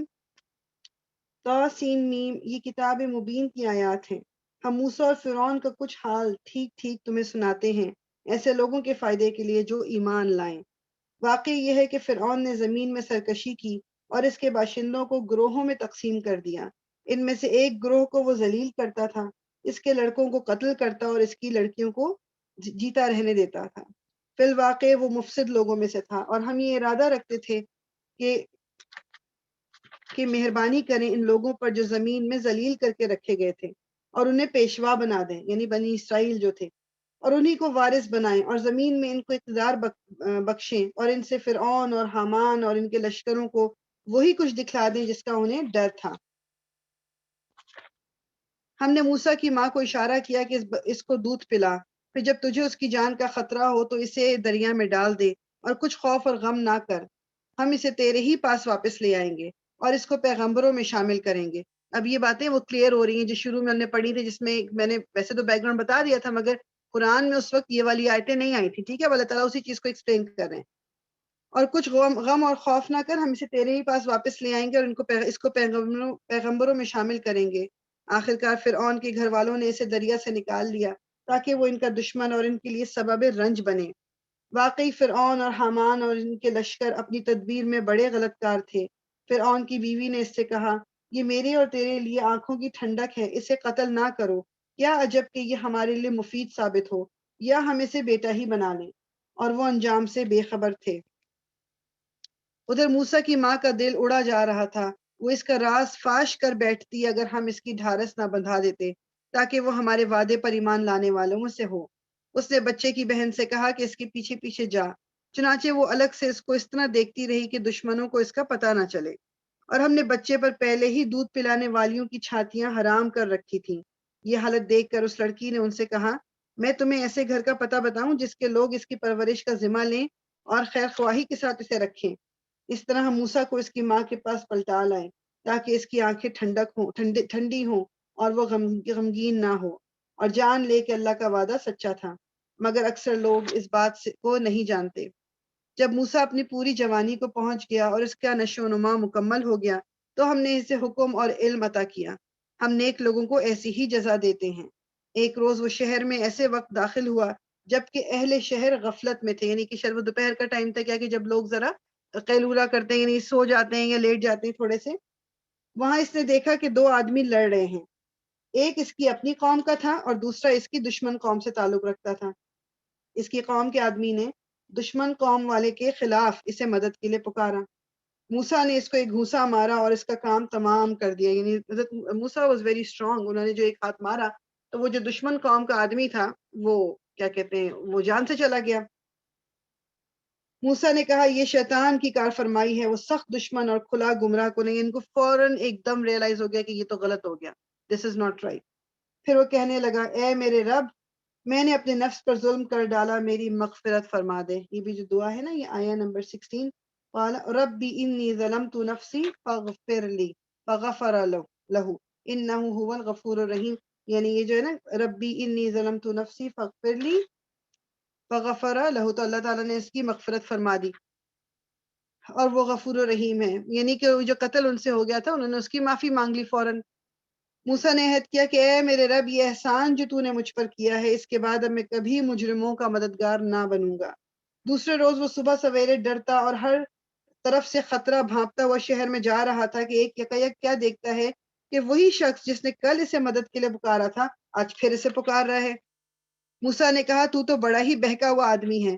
پھر جب موسیٰ نے ارادہ کیا کہ دشمن قوم کے آدمی پر حملہ کرے تو وہ پکار اٹھا اے موسیٰ، کیا آج تو مجھے اسی طرح قتل کرنے لگا ہے جس طرح کل ایک شخص کو قتل کر چکا ہے؟ تو اس ملک میں جبار بن کر رہنا چاہتا ہے، اصلاح کرنا نہیں چاہتا؟ اس کے بعد ایک آدمی شہر کے پرلے سرے سے یعنی دور کے کونے سے دوڑتا ہوا آیا اور بولا موسیٰ، سرداروں میں تیرے قتل کے مشورے ہو رہے ہیں، یہاں سے نکل جا، میں تیرا خیر خواہ ہوں۔ یعنی بیسیکلی یہ تو سرداروں میں ہی، اب ظاہری بات ہے حضرت موسیٰ جو تھے انہوں نے فرعون کے ہی محل میں پرورش پائی، تو ظاہری بات ہے اس کا وہ جو اس کی ایک حضرت موسیٰ کی جو ایک امپورٹنس تھی محل میں، وہ ظاہری بات ہے دوسرے لوگوں کی نہیں تھی، تب ان میں جیلسی اور دوسری چیزیں بھی پیدا ہو گئی تھی۔ تو اب جب ان کو یہ موقع ملا تو بجائے اس کے کہ جی موسیٰ علیہ السلام کو پکڑا جائے یا ان کے خلاف مطلب جو یعنی پولیس پکڑے اور پھر مقدمہ ہو اور پھر سزا ملے، انہوں نے کہا کہ یہ اچھا موقع ہے، اس کو قتل ہی کر دیتے ہیں، ہم کہہ دیں گے جی پولیس مقابلے میں جس طرح جیسے پاکستان میں ہوتا ہے نا کہ جی پولیس مقابلے میں مارا گیا، وہ مروا دیے جاتے ہیں وہ لوگ، تو اس طرح انہوں نے کہا کہ حضرت موسیٰ کو بھی اسی طرح کر دیں۔ تو ایک شخص جو ہمدرد تھا حضرت موسیٰ کا، اس نے آ کے بتایا کہ اس طرح کی پلاننگ چل رہی ہے اور میں تیرا خیر خواہ ہوں۔ یہ خبر سنتے ہی موسیٰ ڈرتا اور سہمتا نکل کھڑا ہوا اور اس نے دعا کی اے میرے رب مجھے ظالموں سے بچا لے، ربی نجنی من القوم الظالمین۔ مصر سے نکل کر جب موسیٰ نے مدین کا رخ کیا تو اس نے کہا امید ہے کہ میرا رب مجھے ٹھیک راستے پر ڈال دے گا۔ اور جب وہ مدین کی کنویں پر پہنچا تو اس نے دیکھا کہ بہت سے لوگ اپنے جانوروں کو پانی پلا رہے ہیں اور ان سے الگ ایک طرف دو عورتیں اپنے جانوروں کو روک رہی ہیں۔ موسیٰ نے ان عورتوں سے پوچھا تمہیں کیا پریشانی ہے؟ اور انہوں نے کہا ہم اپنے جانوروں کو پانی نہیں پلا سکتے جب تک یہ چرواہے اپنے جانور نہ نکال لے جائیں، اور ہمارے والد ایک بہت بوڑھے آدمی ہیں۔ یہ سن کر موسیٰ نے ان کے جانوروں کو پانی پلا دیا، پھر ایک سائے کی جگہ جا بیٹھا اور بولا۔ اب یہ جو دعا ہے نا، دس دعا یعنی اس کو بس اگر یاد نہیں کی ہوئی تو اس کو یاد کر لیں، اس کو ہر سچویشن میں انسان اگر اس دعا کو صدق کے دل سے مانگے انشاءاللہ اللہ تعالیٰ ضرور قبول کریں گے۔ حضرت موسیٰ ملک سے باہر آ چکے ہیں، اپنے سٹی سے باہر آ گئے ہیں، اور اب ان کے پاس اپنے کپڑے جو تن پہ ہیں اس کے سوا کچھ نہیں ہے۔ اس وقت انہوں نے یہ دعا مانگی ہے، کیا مانگی ہے؟ ربی انی لما انزلت الی من خیر فقیر، اے رب جو خیر بھی تو مجھ پر نازل کر دے میں محتاج ہوں، یعنی یا رب تو جو کچھ بھی مجھے دے دے گا مجھے اسی کی ضرورت ہے، مطلب میں تو انہوں نے یہ نہیں کہا مجھے اللہ تعالیٰ مجھے کچھ کھانے کو دے دے، مجھے کپڑے دے دے، مجھے رہنے کے گھر دے دے، انہوں نے اللہ تعالیٰ پہ چھوڑا، کیا کہا کہ جو کچھ بھی تو دے دے گا خیر سے وہ میں اس کا محتاج ہوں، میں اس کا فقیر ہوں۔ ربی انی لما انزلت الی من خیر فقیر۔ کچھ دیر نہ گزری تھی کہ ان دونوں عورتوں میں سے ایک شرم و حیا کے ساتھ چلتی ہوئی اس کے پاس آئی اور کہنے لگی میرے والد آپ کو پکار رہے ہیں تاکہ آپ نے ہمارے لیے جانوروں کو پانی جو پلایا ہے اس کا اجر آپ کو دے دیں۔ موسیٰ جب اس کے پاس پہنچا اور اپنا سارا قصے اسے سنائی، یعنی کہ پھر جو حضرت موسیٰ تھے وہ چلے گئے ان کے والد کے پاس اور وہاں جا کے اپنا پورا قصہ بتایا کہ کس کس طرح میں ادھر آیا ہوں۔ اس میں بھی جو علماء ہے نا وہ کہتے ہیں کہ ایک چیز سے اور یعنی میسج ایک اور کیا ہم لے سکتے ہیں کہ اب وہ جو بچی لڑکی عورت آئی، ایک تو شرم و حیا اللہ تعالیٰ نے ذکر کیا کہ وہ شرم و حیا کے ساتھ اب یہ نہیں ہوا کہ اچھا جی موسیٰ نے پانی پلا دیا ہے تو اب تھوڑی سی ذرا بیٹھ کے کوئی گپ شپ بھی لگ جائے. نہ ہی حضرت موسیٰ نے کوئی اس سے ایکسٹرا باتیں کی ان لوگوں سے، نہ انہوں نے کی. اب وہ جب گھر گئی ہوں گی اور انہوں نے بتایا ہوگا اپنے والد کو کہ جی اس طرح ہوا، تو انہوں نے والد نے بھیجا. اب وہ آئی، انہوں نے کہا کہ اس طرح ہمارے والد بلا رہے ہیں تاکہ آپ کو اجر دے دیں. اب وہ حضرت موسیٰ نے بھی یہ نہیں کہا نہیں نہیں کوئی بات نہیں، یہ تو میرا فرض بنتا تھا، آپ اکیلے، ایسی کوئی بات نہیں کی.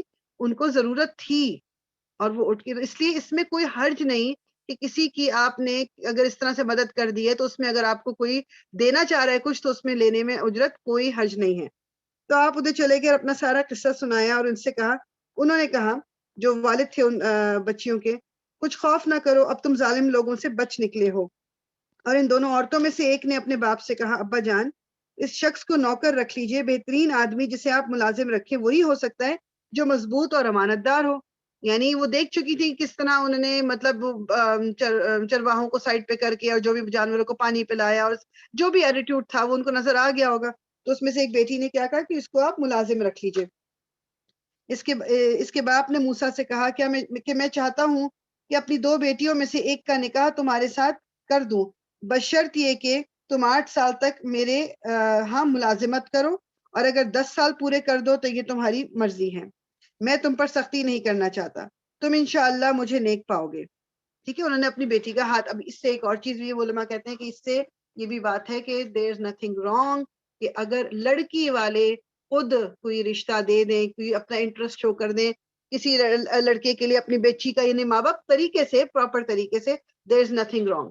یہ اس میں کوئی خرابی نہیں، کوئی گناہ نہیں، there is nothing wrong in it. تو بشرطیے کہ تم 8 سال تک میرے یہاں ملازمت کرو، اور اگر 10 سال پورے کر دو تو یہ تمہاری مرضی ہے، میں تم پر سختی نہیں کرنا چاہتا، تم انشاءاللہ مجھے نیک آدمی پاؤ گے. موسیٰ نے کہا یہ بات میرے اور آپ کے درمیان طے ہو گئی، ان دونوں مدتوں میں سے جو بھی میں پوری کر دوں اس کے بعد پھر کوئی زیادتی مجھ پر نہ ہو، اور جو کچھ قول و قرار ہم کر رہے ہیں اللہ اس پر نگہبان ہے. یعنی میں کوشش کروں گا 8 سے زیادہ کر دوں، لیکن اگر نہ کر سکا تو 8 تو کر ہی دوں. تو ابھی انہوں نے کوئی مطلب وعدہ نہیں کیا کہ 10 بول دیں اور بعد میں لیٹ سے کہ نہیں کر سکے. تو انہوں نے کہا کہ میں ان میں سے جو بھی دونوں میں سے مدت پوری کر سکوں گا وہ کروں گا، اور اللہ ہمارے اس وعدے پہ گواہ ہے.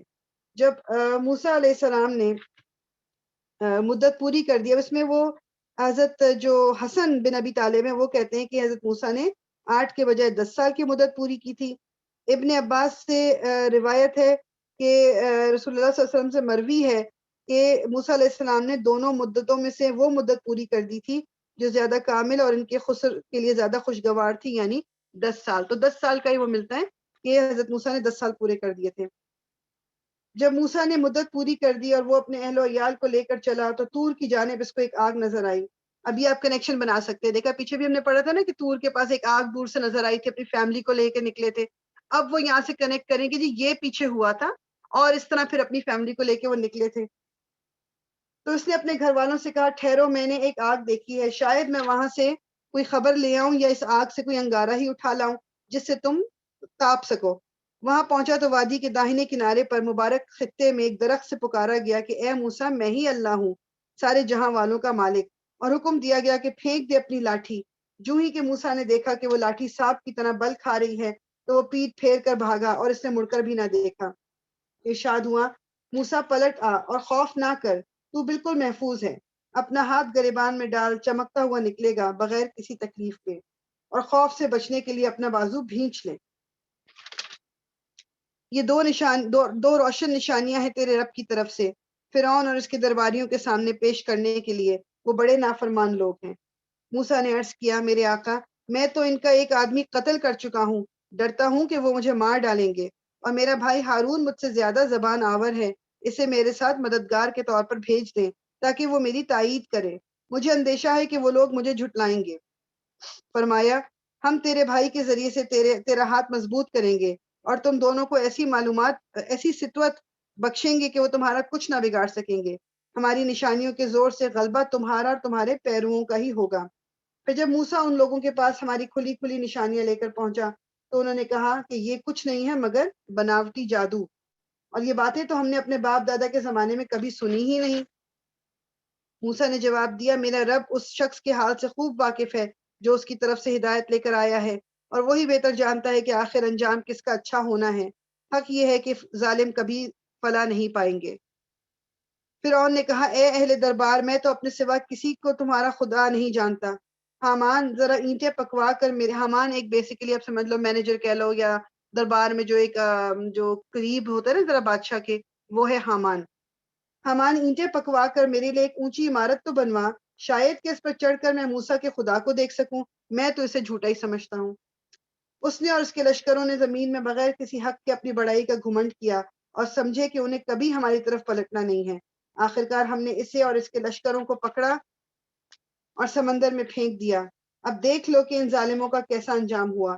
ہم نے انہیں جہنم کی طرف دعوت دینے والے پیش رو بنا دیا، اور قیامت کے روز وہ کہیں سے کوئی مدد نہ پا سکیں گے۔ ہم نے اس دنیا میں ان کے پیچھے لعنت لگا دی، اور قیامت کے روز وہ بڑی قباحت میں مبتلا ہوں گے۔ یہ پچھلی نسلوں کو ہلاک کرنے کے بعد ہم نے موسیٰ کو کتاب عطا کی، لوگوں کے لیے بصیرتوں کا سامان بنا کر، ہدایت اور رحمت بنا کر، تاکہ شاید لوگ سبق حاصل کریں۔ اے محمد تم اس وقت مغربی گوشے میں موجود نہ تھے جب ہم نے موسیٰ کو یہ فرمان شریعت عطا کیا تھا، یعنی بتایا جا رہا ہے رسول اللہ صلی اللہ علیہ وسلم کے تھرو لوگوں کو بتایا جا رہا ہے کہ اس وقت رسول اللہ موجود نہیں تھے ان لوگوں میں، کہ یہ جو واقعات سنائے جا رہے ہیں اور حضرت موسیٰ کی جو نبوت کے بارے میں ذکر آ رہا ہے، رسول اللہ کو یہ نہیں پتا تھا۔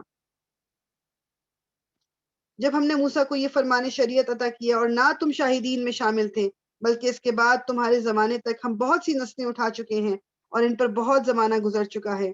تم اہل مدین کے درمیان بھی موجود نہ تھے کہ ان کو ہماری آیات سنا رہے ہوتے، مگر اس وقت کی یہ خبریں بھیجنے والے ہم ہیں۔ اور تم طور کے دامن میں بھی اس وقت موجود نہ تھے جب ہم نے موسیٰ کو پہلی مرتبہ پکارا تھا، مگر یہ تمہارے رب کی رحمت ہے کہ تم کو یہ تمہاری معلومات دی جا رہی ہیں، تاکہ تم ان لوگوں کو متنبع کر دو جن کے پاس تم سے پہلے کوئی متنبع کرنے والا نہیں آیا، شاید کہ وہ ہوش میں آئیں۔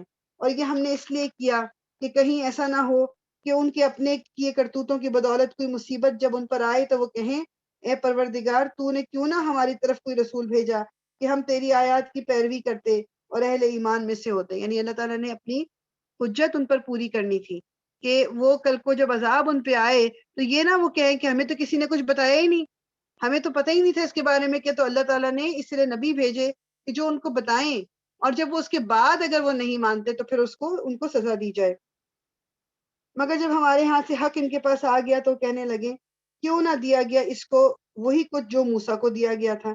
کیا یہ لوگ اس کا انکار نہیں کر چکے؟ مطلب یہ اب کہتے تھے کہ رسول اللہ صلی اللہ علیہ وسلم کو اس طرح کی معجزے کیوں نہیں دیے گئے جو حضرت موسیٰ کو دیے گئے تھے، مطلب لاٹھی کا سانپ بن جانا، ہاتھ کا چمکنا۔ تو اللہ تعالیٰ کیا کہہ رہے ہیں کہ کیا یہ لوگ اس کا انکار نہیں کر چکے؟ تو اگر ان چیزوں پہ تم نے ایمان لانا تھا تو موسیٰ علیہ السلام کا انکار کیوں کیا تھا؟ کیا یہ لوگ اس کا انکار نہیں کر چکے ہیں جو اس سے پہلے موسیٰ کو دیا گیا تھا؟ انہوں نے کہا دونوں جادو ہیں جو ایک دوسرے کی مدد کرتے ہیں، اور کہا ہم کسی کو نہیں مانتے۔ اے نبی ان سے کہو اچھا تو لاؤ اللہ کی طرف سے کوئی کتاب جو ان دونوں سے زیادہ ہدایت بخشنے والی ہو، اگر تم سچے ہو میں اسی کی پیروی اختیار کروں گا۔ اب اگر وہ تمہارا یہ مطالبہ پورا نہیں کرتے تو سمجھ لو کہ دراصل یہ اپنی خواہشات کے پیرو ہیں، اور اس شخص سے بڑھ کر کون گمراہ ہوگا جو خدائی ہدایت کے بغیر بس اپنی خواہشات کی پیروی کرے۔ اللہ ایسے ظالموں کو ہرگز ہدایت نہیں بخشتا، اور نصیحت کی بات پے در پے ہم انہیں پہنچا چکے ہیں تاکہ وہ غفلت سے بیدار ہوں۔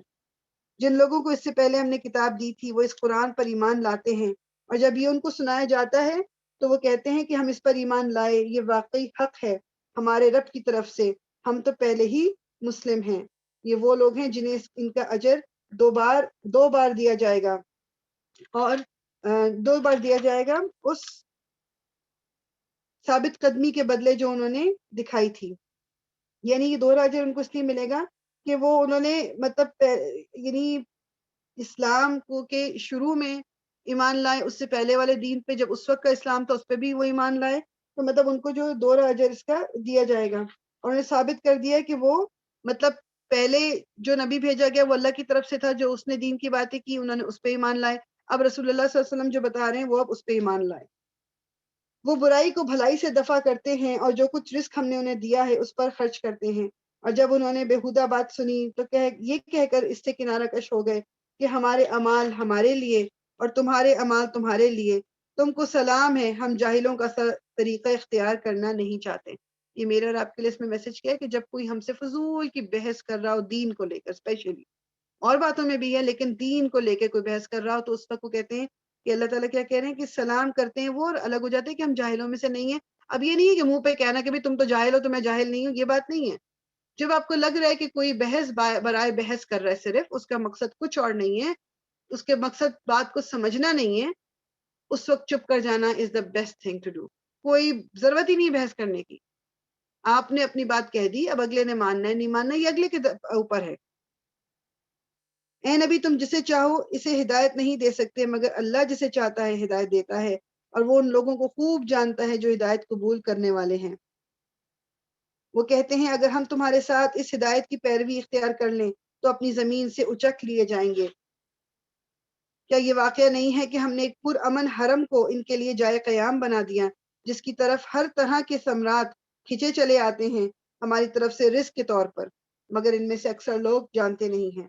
اور کتنی ہی ایسی بستیاں ہم تباہ کر چکے ہیں جن کے لوگ اپنی معیشت پر اترا گئے تھے، سو دیکھ لو وہ ان کے مسکن پڑے ہوئے ہیں جن میں ان کے بعد کم ہی کوئی ایسا بسا ہے، آخرکار ہم ہی وارث ہو کر رہ گئے۔ نہیں، انسان کو کبھی یہ بھی پرابلم ہوتی ہے نا کہ اگر میں نے کوئی صحیح بات کہہ دی تو میری روزی روٹی نہ ختم ہو جائے، وہ مجھے نوکری سے نہ نکال دیا جائے یا مجھ سے کچھ چھین نہ لے جائے۔ اللہ تعالیٰ کہہ رہے ہیں کہ یہ دینا دلانا اللہ کے ہاتھ میں، رزق اللہ تعالیٰ دیتا ہے، میرے اور آپ کی کنٹرول میں کچھ بھی نہیں ہے۔ نو میٹر واٹ وی سے، جو بھی ہم کہہ لیں، اور ہم منہ سے تو کہتے ہیں ہاں اللہ کی طرف سے رزق ہے، مگر اللہ اندر سے ہمیں یہی لگ رہا ہوتا ہے میں ہی کر رہی ہوں سب کچھ، یہ میرے ڈیسیجنز ہیں جو یہ بہترین ڈیسیجن ہیں جس کی وجہ سے میرے پاس اتنا روپیہ پیسہ ہے۔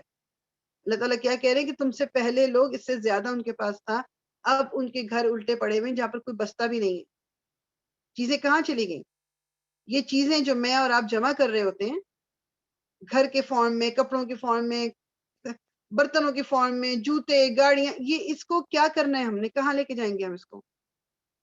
کیا یہ مجھے اور آپ کو آخرت میں کوئی ان سے فائدہ پہنچے گا؟ کیا یہ بات میٹر کرے گی اس کے الماری میں کپڑے کتنے لٹک رہے تھے؟ اور یہ اس سے بھی زیادہ کپڑے تو چلو سب کو چاہیے ہی ہوتے ہیں، اس سے بھی زیادہ کیا یہ میٹر کرے گا کہ کس ڈیزائنر کے کپڑے تھے؟ یہ $600 والا سوٹ تھا یا یہ $100 والا سوٹ تھا یا یہ $40 والا سوٹ تھا؟ کیا اس سے اس بات پہ فرق پڑے گا کہ مجھے جنت ملتی ہے یا دوزخ ملتی ہے؟ میٹر کیا چیز کرے گی کہ میں نے تقویٰ کتنا شو کیا تھا اس دنیا میں اللہ تعالیٰ کے بتائے ہوئے راستے پہ کتنا چل رہی تھی۔ تو کبھی کبھی بہت امپورٹنٹ ہے یہ بات کہ ہم چیزوں کو پرسپیکٹو میں رکھیں۔ شوق ہے بالکل، کپڑے بھی بنانے ہیں، جوتے بھی خریدنے ہیں، کھانا پینا بھی کرنا ہے، لیکن اس میں اعتدال رکھنا ہے۔ اس کے پیچھے یہ نہیں کہ اب ایسا اس کے پیچھے لگے کہ بس اب وہ بھیڑ چال، جیسے کہتے ہیں نا کہ بندھوں کی طرح بس ایک طرف چونکہ سب چلتے چلے جا رہے ہیں تو بس اسی پہ میں بھی چلتی چلی جاؤں، سوچوں ہی نہ کہ میں کیا کر رہی ہوں اور جو میرا اصل مقصد ہے اس دنیا میں آنے کا۔ وما خلقت الجن والانس الا ليعبدون، وما خلقت الجن والانس الا ليعبدون، اللہ تعالیٰ نے جن اور انسان کو نہیں بنایا سوائے اس کے کہ وہ اس کی عبادت کریں، بس that's the only purpose we have۔ اور عبادت کا مطلب صرف نماز پڑھنا نہیں، عبادت کا مطلب اللہ کے آگے سر کو جھکا دینا، but that's why we are created۔ اور کتنی ہی بستیاں، اچھا یہ پڑھیے، اور تیرا رب بستیوں کو ہلاک کرنے والا نہ تھا جب تک کہ وہ ان کے مرکز میں ایک رسول نہ بھیج دیتا جو ان کو ہماری آیات سناتا، اور ہم بستیوں کو ہلاک کرنے والے نہ تھے جب تک کہ ان کے رہنے والے ظالم نہ ہو جاتے۔ تم لوگوں کو جو کچھ بھی دیا گیا ہے وہ محض دنیا کی زندگی کا سامان اور اس کی زینت ہے، اور جو کچھ اللہ کے پاس ہے وہ اس سے بہت بہتر اور باقی تر ہے۔ کیا تم لوگ عقل سے کام نہیں لیتے؟ بھلا وہ شخص جس سے ہم نے اچھا وعدہ کیا ہو اور وہ اسے پانے والا ہو، کبھی اس شخص کی طرح ہو سکتا ہے جسے ہم نے صرف حیات دنیا کا سر و سامان دیا ہو اور پھر وہ قیامت کے روز سزا کے لیے پیش کیے جانا والا ہو؟ یعنی وہی بات کہ ایمان کے بغیر اس دنیا میں جو اچھے کام کرے گا اس کو دنیا میں مل جائے گا سارا کچھ، آخرت میں نہیں ملے گا اگر وہ شرک کرنے والا ہے، اگر وہ اللہ تعالیٰ کے ساتھ دوسرے لوگوں کو شریک ٹھہرانے والا ہے، گناہ کرنے والا ہے۔ لیکن ایک وہ شخص ہے کہ جو دنیا میں بھی زندگی اللہ تعالیٰ کی مرضی کے مطابق گزارتا رہا اور اللہ تعالیٰ نے اس سے وعدہ کیا تو اس کو آخرت میں اچھا ہی اچھا ملے گا، دونوں برابر نہیں ہو سکتے۔ اور بھول نہ جائیں یہ لوگ اس دن کو کہ جب کہ وہ ان کو پکارے گا اور پوچھے گا کہاں ہیں میرے وہ شریک جن کا تم گمان رکھتے تھے؟ یہ قول جن پر چسپاں ہو گیا وہ کہیں گے اے ہمارے رب، بے شک یہی لوگ ہیں جن کو ہم نے گمراہ کیا تھا، انہیں ہم نے اسی طرح گمراہ کیا جس طرح ہم خود گمراہ ہوئے۔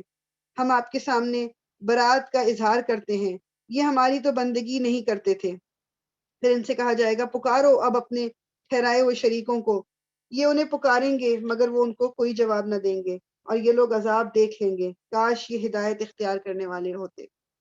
اور فراموش نہ کریں یہ لوگ وہ دن جبکہ وہ ان کو پکارے گا اور پوچھے گا جو رسول بھیجے گئے تھے انہیں تم نے کیا جواب دیا تھا، اس وقت کوئی جواب ان کو نہ سوجھے گا اور نہ یہ آپس میں ایک دوسرے سے پوچھ ہی سکیں گے، البتہ جس نے آج توبہ کر لی اور ایمان لے آیا اور نیک عمل کیے وہی یہ توقع کر سکتا ہے کہ وہاں فلاح پانے والوں میں سے ہوگا۔ تیرا رب پیدا کرتا ہے جو کچھ پیدا کرتا ہے اور وہ خود ہی اپنے کام کے لیے جسے چاہتا ہے منتخب کر لیتا ہے، یہ انتخاب ان لوگوں کے لیے لوگوں کے کرنے کا کام نہیں ہے۔ اللہ پاک ہے اور بہت بلند و بالاتر ہے اس شرک سے جو یہ لوگ کرتے ہیں۔ تیرا رب جانتا ہے وہ جو کچھ یہ دلوں میں چھپائے ہوئے ہیں اور جو کچھ یہ ظاہر کرتے ہیں، وہی ایک اللہ ہے جس کے سوا کوئی عبادت کا مستحق نہیں، اسی کے لیے حمد ہے دنیا میں بھی اور آخرت میں بھی، فرما روائی اسی کی ہے اور اسی کی طرف تم سب پلٹائے جانے والے ہو۔ اے نبی ان سے کہو کبھی تم لوگوں نے غور کیا کہ اگر اللہ قیامت تک تم پر ہمیشہ کے لیے رات طاری کر دے تو اللہ کے سوا وہ کون سا معبود ہے جو تمہیں روشنی لا دے؟ ابھی سوچتے جائیں، اب میں اور آپ غور کرتے جائیں، اگر اللہ تعالیٰ نے سورج کو نکلنے کا مطلب نکلنے سے روک ہی دیا، رات ہی رہے تھرو آؤٹ، تو کیا تم سنتے نہیں ہو؟ ان سے پوچھو کبھی تم نے سوچا کہ اگر اللہ قیامت تک تم پر ہمیشہ کے لیے دن طاری کر دے تو اللہ کے سوا وہ کون سا معبود ہے جو تمہیں رات لا دے تاکہ تم اس میں سکون حاصل کر سکو؟ اور اگر سورج ہی نکلا رہے اور چاند ہی نہ آئے، اب اس وقت باہر نا اب دیکھو ویدر کیسے چینج ہو، سنو ہو رہی ہے اس وقت یہاں پر، اگر یہ سنو ہی ہوتی رہے اور موسم ٹھیک ہی نہ ہو، یا بارش ہی ہوتی رہے اور بارش رکے ہی نہ، یا بارش بالکل نہ ہو اور سوکھا رہے موسم، پھر کیا ہوگا؟ تو یہ وہ باتیں ہیں جن پہ میں نے اور آپ نے غور و فکر کرنا ہے، کیونکہ یہ ہمیں ریمائنڈ کراتی ہیں کہ اللہ تعالیٰ کون ہے۔ اگر سوچیں امیجن کریں کہ اندھیرا ہی رہے، مطلب دن نکلے ہی نہ، کیا کرے گا انسان؟ اور اگر رات ہی نہ ہو اور دن ہی رہے، روشنی رہے، نہ انسان سکون پا رہا ہے، نہ سو سک رہا ہے، نہ کچھ کر رہا ہے، اندھیرے بھی کتنے پردے آگے کر لو گے، روشنی تو پھر بھی آتی ہے، تو کیا کریں گے پھر؟ یہ اللہ تعالیٰ کی ریمائنڈرز ہیں، کیا تم کو سوچتا نہیں؟ یہ اسی کی رحمت ہے کہ اس نے تمہارے لیے رات اور دن بنائے تاکہ تم رات میں سکون حاصل کرو اور دن کو اپنے رب کا فضل تلاش کرو، شاید کہ تم شکر گزار بن جاؤ۔ یاد رکھیں یہ لوگ وہ دن جب کہ انہیں پکارے گا پھر پوچھے گا کہاں ہیں میرے وہ شریک جن کا تم گمان رکھتے تھے، اور ہم ہر امت میں سے ایک گواہ نکال لائیں گے، پھر کہیں گے کہ لاؤ اب اپنی دلیل، اس وقت انہیں معلوم ہو جائے گا کہ حق اللہ کی طرف ہے اور گم ہو جائیں گے ان کے وہ سارے جھوٹ جو انہوں نے گھڑ رکھے تھے۔ یہ ایک واقعہ ہے کہ قارون موسیٰ کی قوم کا ایک شخص تھا، پھر وہ اپنی قوم کے خلاف سرکش ہو گیا، یعنی قارون کا خزانہ، آپ نے بہت دفعہ یہ مطلب ورڈ سنا ہوگا، اس کا نام بائبل میں بھی آتا ہے سب کچھ، اور یہ بیسیکلی کہتے ہی ہیں کہ جی حضرت موسیٰ علیہ السلام کا یہ چچا زاد بھائی تھا، اور مطلب دوسری جگہ یہ بتایا گیا کہ یہ شخص بنی اسرائیل میں ہونے کے باوجود فرعون کے ساتھ جا ملا تھا اور اس کا بہت قریب بن گیا تھا، اور اس حد تک پہنچ گیا تھا کہ موسیٰ علیہ السلام کی دعوت کے مقابلے میں فرعون کے بعد مخالفت کے جو دو سب سے بڑے لوگ تھے ان میں سے ایک قارون یہی تھا، اور اس کے پاس بہت روپیہ پیسہ تھا۔ ٹھیک ہے، بس یہ چیز دماغ میں رکھیں۔ یہ ایک واقعہ ہے کہ قارون موسیٰ کی قوم کا ایک شخص تھا، پھر وہ اپنی قوم کے خلاف سرکش ہو گیا، اور ہم نے اس کو اتنے خزانے دے رکھے تھے کہ ان کی کنجیاں یعنی ان کی چابیاں، اس کے خزانے کی چابیاں طاقتور آدمیوں کی ایک جماعت مشکل سے اٹھا سکتی تھی۔ امیجن کریں، صرف امیجن، چابیاں اٹھانے کے لیے اس کے پاس پوری ایک فوج تھی جو چابیاں اس کے لاکرز ہوں گے یا جہاں پر اس کی دولت رکھی تھی، اتنا روپیہ پیسہ تھا۔ ایک دفعہ جب اس کی قوم کے لوگوں نے اس سے کہا پھول نہ جا، اللہ پھولنے والوں کو پسند نہیں کرتا، یعنی تم یہ جو نا اتنا گھمنڈ نہ کرو، اتنے وہ نہ ہو جائے کہ تمہارے پاس اتنا روپیہ پیسہ ہے، اللہ تعالیٰ پسند نہیں کرتا۔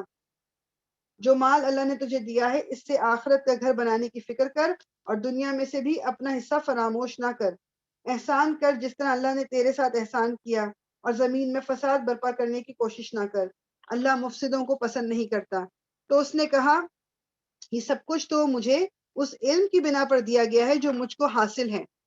یہ اب دیکھیں یہ بات، اب اگر یاد ہو کہ سورہ کہف میں نے پڑھا تھا نا کہ وہ اس وقت بھی وہ جو باغ والا تھا اس کا واقعہ پڑھا تھا، پھر ہم نے وہ سورہ کہف میں جو اللہ تعالیٰ نے یہ ہمیں کہانیوں کے ذریعے سکھایا کہ علم جو ہے اللہ تعالیٰ نے ہمیں لمیٹڈ علم دیا ہوا ہے، اگر ہمیں وہ علم ہے اور ہم کہہ لیں گے جی یہ سب کچھ تو میری وجہ سے ہے، میری جاب میں میری ترقی ہو جا رہی ہے تو جی میری وجہ سے ہے، مجھے اچھی جاب مل گئی میری وجہ سے ہے، پیسے زیادہ آگے میری وجہ سے ہے. تو یہ اس وقت بھی لوگوں کا یہ کام تھا. پھر ان کا انجام کیا ہوا؟ یہ اللہ تعالیٰ کی طرف سے ہوتا ہے جو ذریعہ ہم اس طرح بنتے ہیں کہ ہاں ہم محنت تو کرنی ہے ہمیں، لیکن کتنے لوگ ہیں جو بہت محنت بھی کر رہے ہوتے ہیں، بعض دفعہ ان کو وہ پروموشن نہیں ملتی، ان کی وہ تنخواہ نہیں بڑھتی جو آپ کی بڑھ گئی. تو یہ سب کچھ اللہ کی طرف سے ہوتا ہے.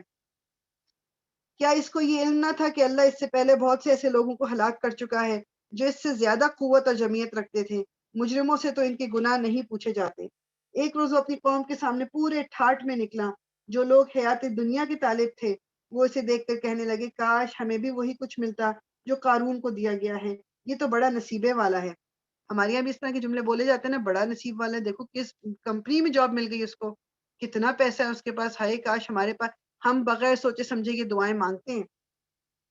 مگر جو لوگ علم رکھنے والے تھے وہ کہنے لگے افسوس تمہارے حال پر، اللہ کا ثواب بہتر ہے اس شخص کے لیے جو ایمان لائے اور نیک عمل کرے، اور یہ دولت نہیں ملتی مگر صبر کرنے والوں کو. آخرکار ہم نے اسے اور اس کے گھر کو زمین میں دھسا دیا، پھر کوئی اس کے حامیوں کا گروہ نہ تھا جو اللہ کے مقابلے میں اس کی مدد کو آتا، اور نہ وہ خود اپنی مدد کر سکا. اب وہی لوگ جو کل تک اس کی منزلت کی تمنا کر رہے تھے، یعنی کل تک جو لوگ یہ دعا مانگ رہے تھے کہ قارون کی طرح ہو جائیں، کہنے لگے افسوس ہم بھول گئے کہ اللہ نے اپنے بندوں میں سے جس کا رزق چاہتا ہے کشادہ کرتا ہے اور جسے چاہتا ہے نپا تلا دیتا ہے.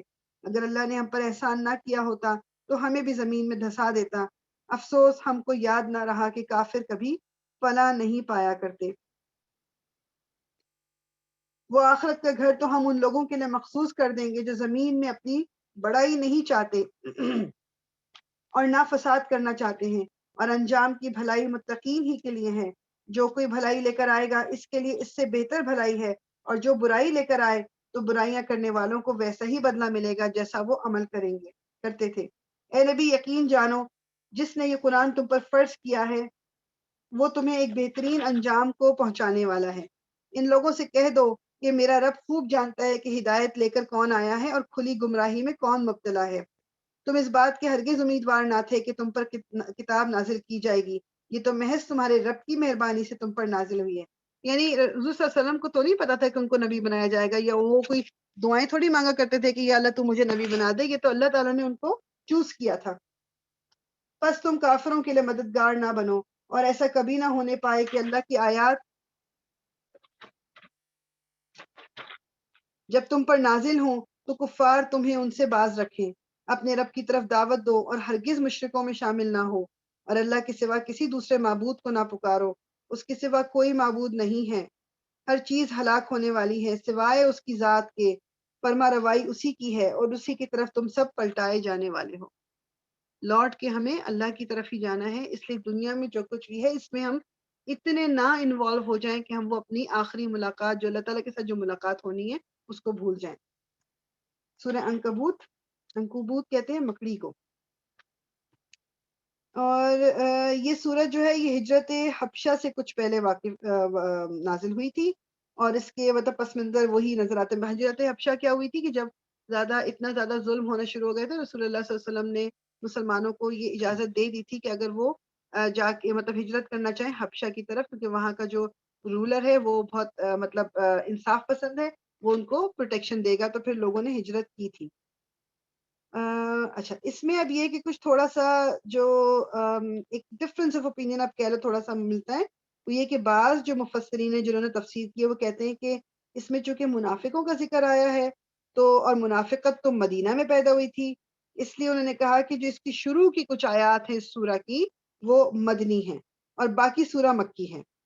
لیکن جو کچھ اور مفسرین ہیں وہ کہتے ہیں کہ جو شروع میں منافقت جس نفاق کا ذکر آیا ہے وہ اس والے نفاق کا آیا کہ جب لوگوں پر بہت زیادہ ظلم ہو رہا تھا تو مسلمان جو تھے وہ پریٹینڈ کرتے تھے، مطلب وہ بتاتے نہیں تھے کہ وہ مسلمان ہیں، تو اس والے نفاق کی بات آ رہی. واللہ عالم اس میں ذکر کر رہی ہوں، اور کیا کہتے ہیں اس لیے کہ چونکہ اس کے بارے میں یہ ایک مطلب ڈفرینس آف اوپینین ہے.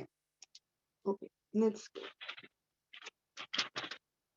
اعوذ باللہ من الشیطان الرجیم، بسم اللہ الرحمن الرحیم. الف لام میم أحسب الناس أن يتركوا أن يقولوا آمنا وهم لا يفتنون وَلَقَدْ فَتَنَّا الَّذِينَ مِن قَبْلِهِمْ فَلَيَعْلَمَنَّ اللَّهُ الَّذِينَ صَدَقُوا وَلَيَعْلَمَنَّ الْكَاذِبِينَ أَمْ حَسِبَ الَّذِينَ يَعْمَلُونَ السَّيِّئَاتِ أَن يَسْبِقُونَا سَاءَ مَا يَحْكُمُونَ صدق اللہ العظیم۔ الف لام میم، کیا لوگوں نے یہ سمجھ رکھا ہے کہ وہ بس اتنا کہنے پر چھوڑ دیے جائیں گے کہ ہم ایمان لائے اور ان کو آزمایا نہ جائے گا؟ یہ میرا اور آپ کے لیے ابھی بھی ویلڈ ہے۔ کیا میرا اور آپ کا مسلمان ہونا یا مسلمان گھرانے میں پیدا ہونا یا نمازیں کچھ پڑھ لینا اور یہ کہہ دینا کہ ہم مسلمان ہیں، کیا یہ انف ہوگا؟ یہ بالکل انف نہیں ہے۔ جس طرح پچھلے لوگ آزمائے گئے تھے، میری اور آپ کی آزمائش بھی ہوگی، طریقہ ڈفرینٹ ہوگا، کیونکہ اب ہمارے اوپر وہ سختیاں نہیں ہیں، لیکن کبھی کبھی کوئی واقعہ ہو جاتا ہے، کبھی مسجد پہ لوگوں پہ حملہ ہو گیا یا حجاب والی پہ کسی کے ساتھ کوئی زیادتی ہو گئی، یہ چیزیں پھر ہمیں ڈرا دیتی ہیں، پھر ہم سوچتے ہیں کہ اچھا میں یہ حجاب اتار نہ دوں، اور لوگوں نے کیا ایسا کہ ڈر، ظاہری بات ہے، انسان ڈرتا ہے، یا میں اب ادھر نماز اپنی چھوڑ دوں، ابھی نماز پڑھوں گی تو کوئی مجھے یہ نہ کہہ دے۔ اللہ تعالیٰ کہہ رہے ہیں کہ آزمائشیں ہوں گی صرف، اور یہ اور جگہوں پہ سورہ بقرہ میں بھی آیا تھا نا کہ یعنی ام حسبتم کہ تم آزمائے نہیں جاؤ گے، جبکہ تم سے پہلے لوگ آزمائے گئے تھے، جو اوریجنل جو رسول اللہ کے زمانے میں صحابہ کرام موجود تھے، جو اس وقت ایمان لاتے تھے، ان کے اوپر جو فزیکل ٹارچر ہوئے ہم تو امیجن بھی نہیں کر سکتے۔ ہماری تکلیفیں تو بہت چھوٹی موٹی سی ہوتی ہیں اور ہم اسی پہ دل چھوڑنے کو تیار ہو جاتے ہیں کہ مجھے موقع مل جائے صرف۔ تو اللہ تعالیٰ کہہ رہے ہیں کہ تم نے یہ سمجھ رکھا ہے کہ بس اتنا کہنے پر چھوڑ دیے جائیں گے کہ ہم ایمان لائیں اور آزمایا نہ جائے گا ان کو، حالانکہ ہم ان سب لوگوں کو آزمائش کر چکے جو ان سے پہلے گزرے ہیں۔ اللہ کو تو ضرور یہ دیکھنا ہے کہ سچے کون ہیں اور جھوٹے کون، اور کیا وہ لوگ جو بری حرکتیں کر رہے ہیں یہ سمجھے بیٹھے ہیں کہ وہ ہم سے بازی لے جائیں گے؟ بڑا غلط حکم ہے جو وہ لوگ لگا رہے ہیں۔ جو کوئی اللہ سے ملنے کی توقع رکھتا ہو اسے معلوم ہونا چاہیے کہ اللہ کا مقرر کیا ہوا وقت آنے ہی والا ہے، اور اللہ سب کچھ سنتا اور جانتا ہے۔ جو شخص بھی مجاہدہ کرے گا اپنے ہی بھلے کے لیے کرے گا، اللہ یقیناً دنیا جہاں والوں سے بے نیاز ہے۔ مطلب مجاہدہ سے مراد ہے کہ جو بھی آپ سٹرگل کرتے ہو وہ ہماری اپنی بھلائی ہے، وہ ہماری اپنی بہتری کے لیے، جتنے بھی سٹرگل ہم کرتے ہیں، مطلب یہ اس کا فائدہ مجھے پہنچنے والا ہے، میرے سٹرگل جو ہیں اس سے اللہ تعالیٰ کو کوئی فائدہ نہیں پہنچنے والا۔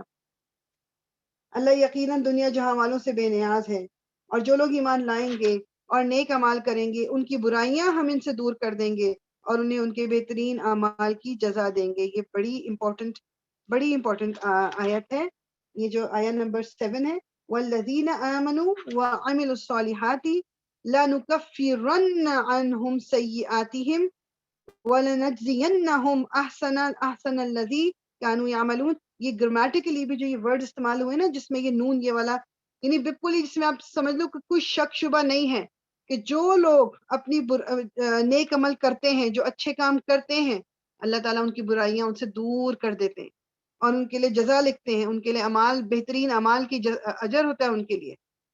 تو کرنا کیا ہے ہمیں کہ مجھے اور آپ کو بس کانسٹنٹ ایفرٹ کرنا ہے، چاہے وہ چھوٹی چھوٹی نیکیاں ہوں، چھوٹے چھوٹے اچھے کام ہوں، چھوٹی چھوٹی کسی کی مدد ہو، کوئی بہت بڑی چیز نہیں ہے جس کو میں سمجھوں کہ بہت بڑا میں نے کوئی کام کر دیا، کسی سے پیار محبت سے بات کر لی، کسی کے دکھ درد میں ساتھ دے دیا، یا کسی کے لیے کچھ بھی، کوئی بھی چھوٹی چیز کر دی، تو وہ ہم کرتے رہیں گے تو اللہ تعالیٰ ہمارے گناہوں کو ہم سے دور کرتے رہیں گے، ہماری برائیوں کو ہم سے دور کرتے رہیں گے۔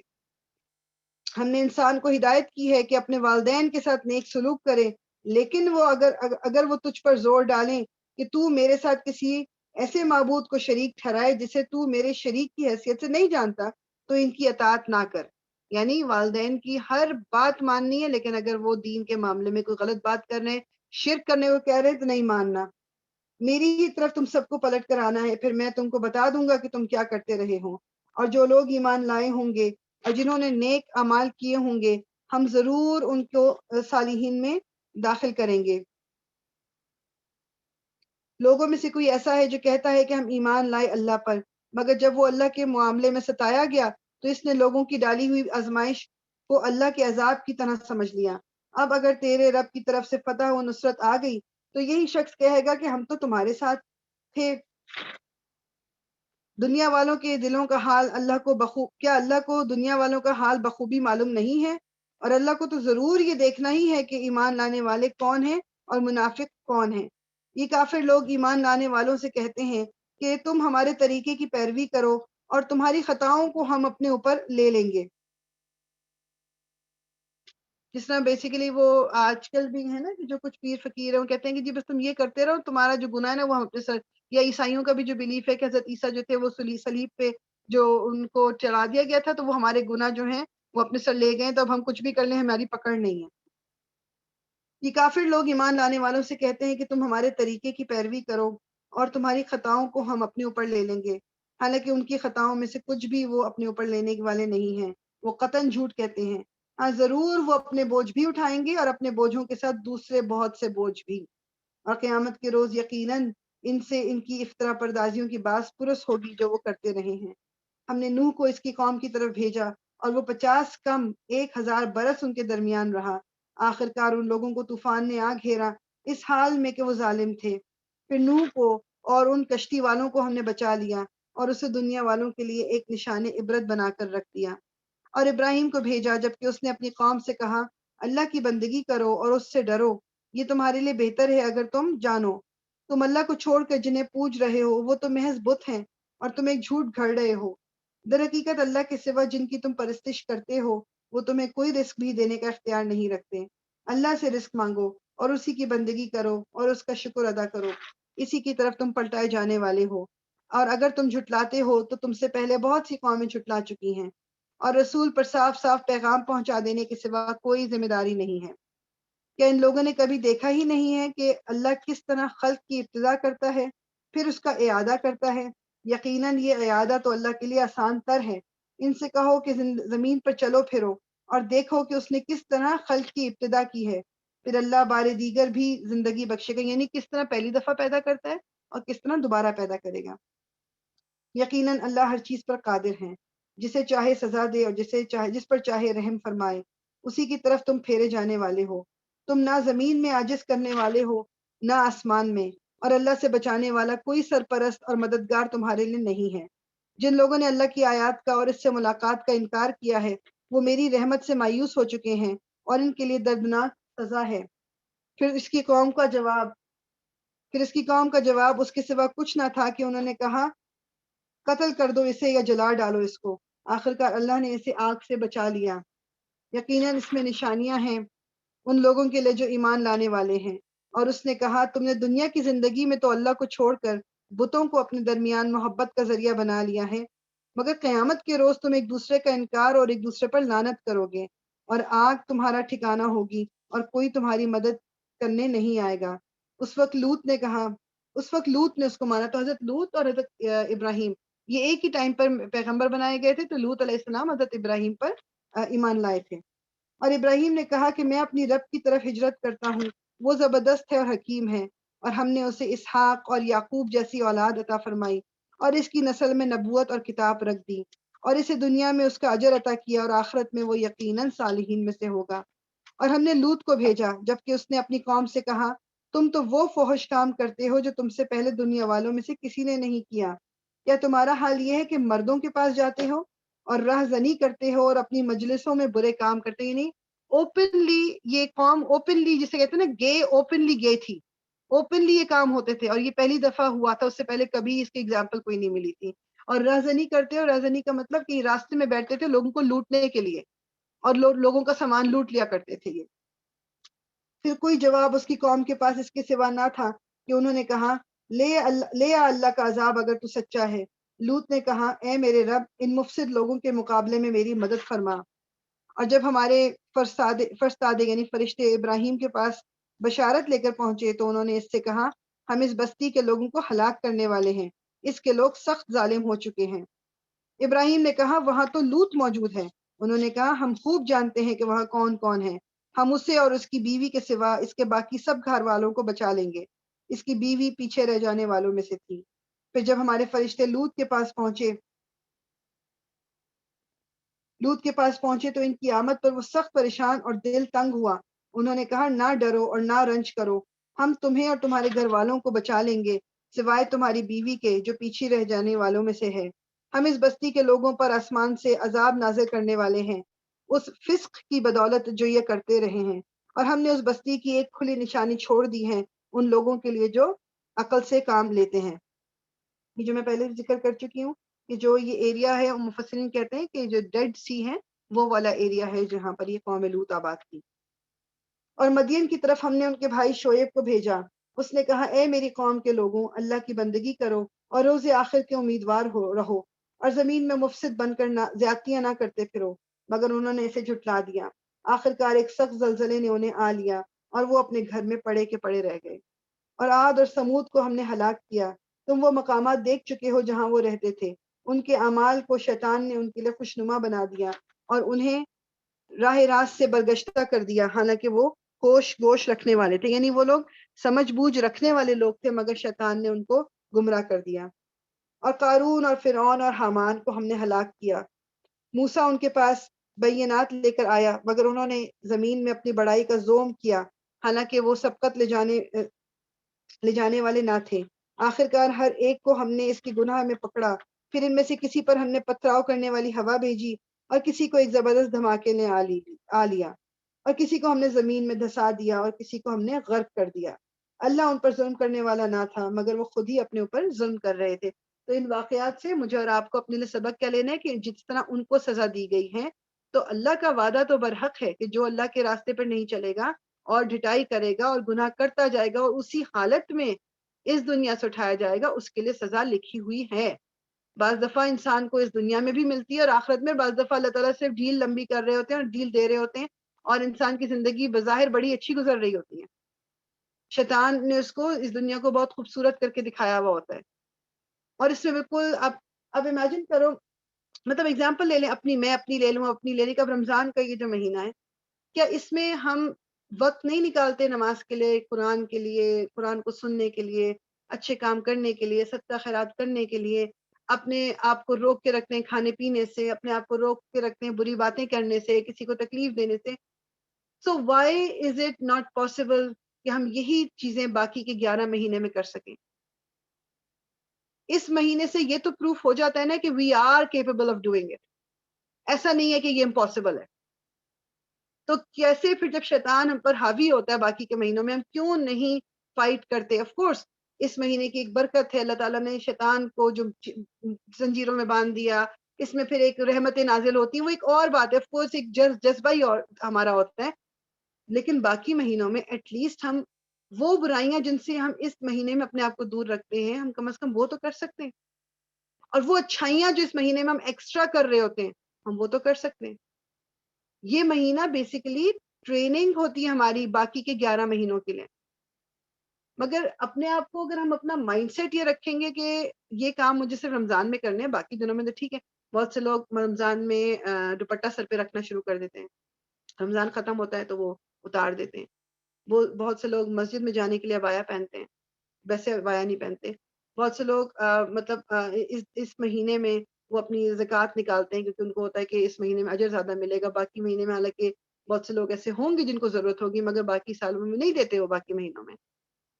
بہت ساری چیزیں لوگ اس مہینے میں کر لیتے ہیں، جی اس مہینے میں ٹی وی نہیں دیکھیں گے، اس مہینے میں یہ گانے نہیں سنیں گے، اس مہینے وچ از اے گڈ تھنگ، بہت اچھی بات ہے، مگر why can't it be continued? آپ اس کو کنٹینیو میں اور آپ کیوں نہیں کرتے؟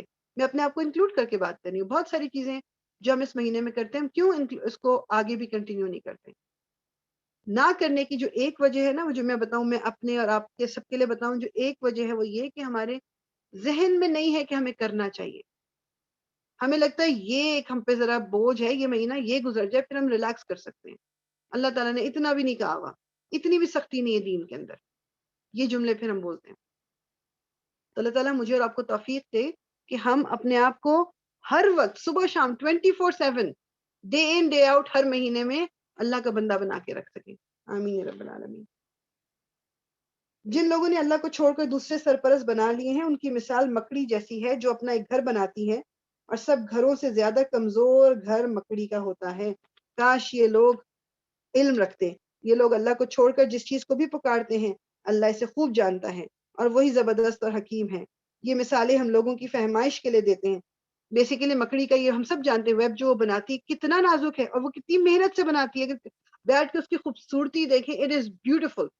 کتنا میتھمیٹیکل، بالکل ایک ہر طرح سے پورا بیلنسڈ ہوتا ہے، لیکن اس کو ایک ہوا چلے گی آپ کی ایک انگلی سے، آپ اس کو یوں کرو وہ ٹوٹ جاتا ہے. تو جو لوگ دوسرے لوگوں کو سمجھتے ہیں کہ وہ ان کے لیے کچھ کر سکتے ہیں، جو لوگ معبود بناتے ہیں، وہ بالکل ایسا ہی ہے. یہ ان کی خواہشات ہیں اور اینڈ میں کچھ بھی نہیں ہوگا، زیرو ہوگا، یوں ختم ہو جائے گا سارا کچھ ان کا. یہ مثالیں ہم لوگوں کی فہمائش کے لیے دیتے ہیں، مگر ان کو وہی لوگ سمجھتے ہیں جو علم رکھنے والے ہیں. اللہ نے آسمانوں اور زمین کو برحق پیدا کیا ہے، اور حقیقت اس میں ایک نشانی ہے اہل ایمان کے لیے. اب ہمارا جز نمبر 21 شروع ہو رہا ہے. سورہ وہی چل رہی ہے، عنکبوت. بھی تھوڑا سا ٹائم ہے نا، اس کو کر ہی لیتے ہیں. اے نبی تلاوت کرو اس کتاب کی جو تمہاری طرف وحی کے ذریعے سے بھیجی گئی ہے، اور نماز قائم کرو، یقیناً نماز فحش اور برے کاموں سے روکتی ہے، اور اللہ کا ذکر اس سے بھی زیادہ بڑی چیز ہے. بیسیکلی وہ یہ بات ہے کہ جو اب یہ جو کہا گیا نا نماز قائم کرو، یقیناً نماز فحش اور برے کاموں سے روکتی ہے، تو بس میرے اور آپ کے لیے یہ گیج ہے، یہ ایک انسٹرومنٹ ہے کہ جس سے یہ مجھے پتا چل جائے گا کہ میری نماز ویلڈ ہے، میری نماز ایکسیپٹڈ ہے کہ نہیں. کہ اگر مجھے نماز میں پانچوں وقت کی پڑھ رہی ہوں لیکن میں برائیوں سے رکتی نہیں ہوں، کرتے ہوئے میرے دل میں کوئی ڈر خوف نہیں آتا ہے، یا مجھے کچھ بولتے ہوئے تھوڑی دیر کو میں ٹھٹکتی نہیں ہوں، تو پھر مجھے اور آپ کو سوچ لینا چاہیے کہ میری وہ نماز مجھے فائدہ نہیں دے رہی، وہ پھر میں ایکسرسائز کر رہی ہوں بیسیکلی، جو زمین پہ بس تھوڑے سے ٹھونگے مار رہی ہوں.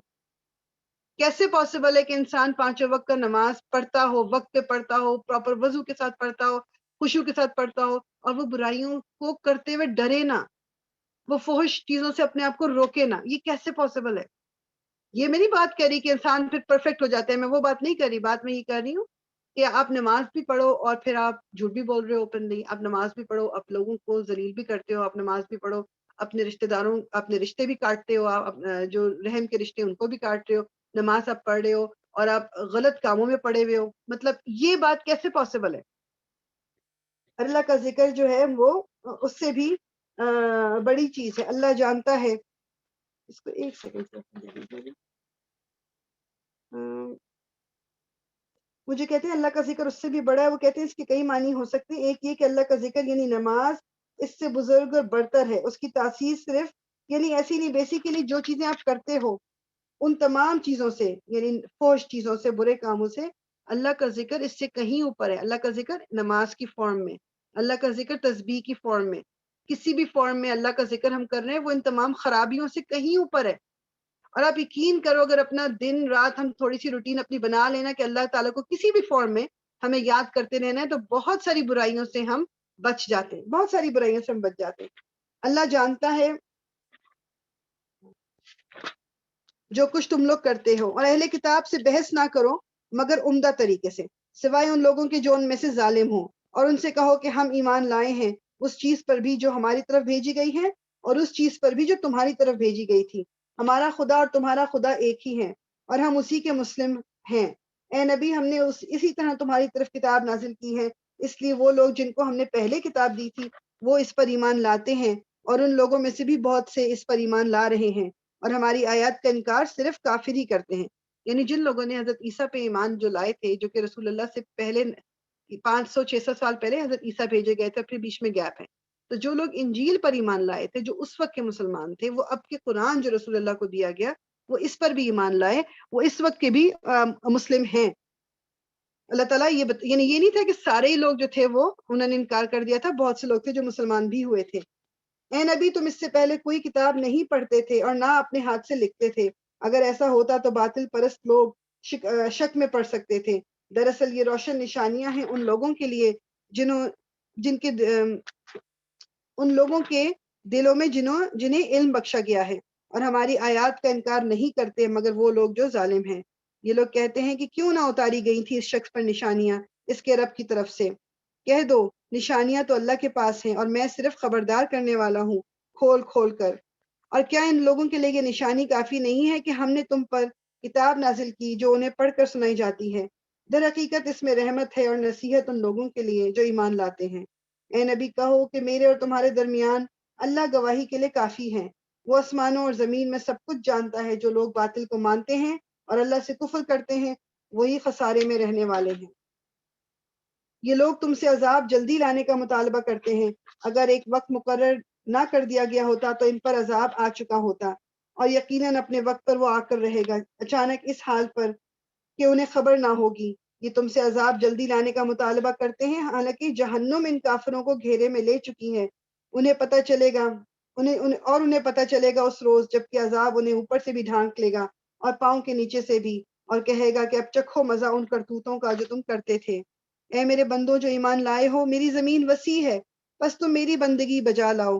ہر متنفس کو موت کا ذائقہ چکھنا ہے، پھر تم سب ہماری طرف پلٹا کر لائے جاؤ گے۔ جو لوگ ایمان لائے ہیں اور جنہوں نے نیک عمل کیے ہیں، ان کو ہم جنت کی بلند بالا عمارتوں میں رکھیں گے جن کے نیچے نہریں بہتی ہوں گی، اور وہاں وہ ہمیشہ رہیں گے۔ کیا ہی عمدہ اجر ہے عمل کرنے والوں کے لیے، ان لوگوں کے لیے جنہوں نے صبر کیا ہے اور جو اپنے رب پر بھروسہ کرتے ہیں۔ کتنے ہی جانور ہیں جو اپنا رزق اٹھائے نہیں پھرتے، اللہ ان کو رزق دیتا ہے اور تمہارا رزق بھی وہی ہے، رازق بھی وہی ہے، وہ سب کچھ سنتا اور جانتا ہے۔ اگر تم ان لوگوں سے پوچھو کہ زمین اور آسمانوں کو کس نے پیدا کیا ہے اور چاند اور سورج کو کس نے مسخر کر رکھا ہے، تو ضرور کہیں گے کہ اللہ نے۔ پھر یہ کدھر سے دھوکہ کھا رہے ہیں؟ اللہ ہی ہے جو اپنے بندوں میں سے جس کا چاہتا ہے رزق کشادہ کرتا ہے اور جس کا چاہتا ہے تنگ کرتا ہے۔ یقیناً اللہ ہر چیز کا جاننے والا ہے۔ اور اگر تم ان سے پوچھو کس نے آسمان سے پانی برسایا اور اس کے ذریعے سے مردہ پڑی ہوئی زمین کو جلا اٹھایا، تو وہ ضرور کہیں گے کہ اللہ نے۔ کہو الحمدللہ، مگر اکثر لوگ سمجھتے نہیں ہیں۔ اور یہ دنیا کی زندگی کچھ نہیں ہے مگر ایک کھیل اور دل کا بہلاوا۔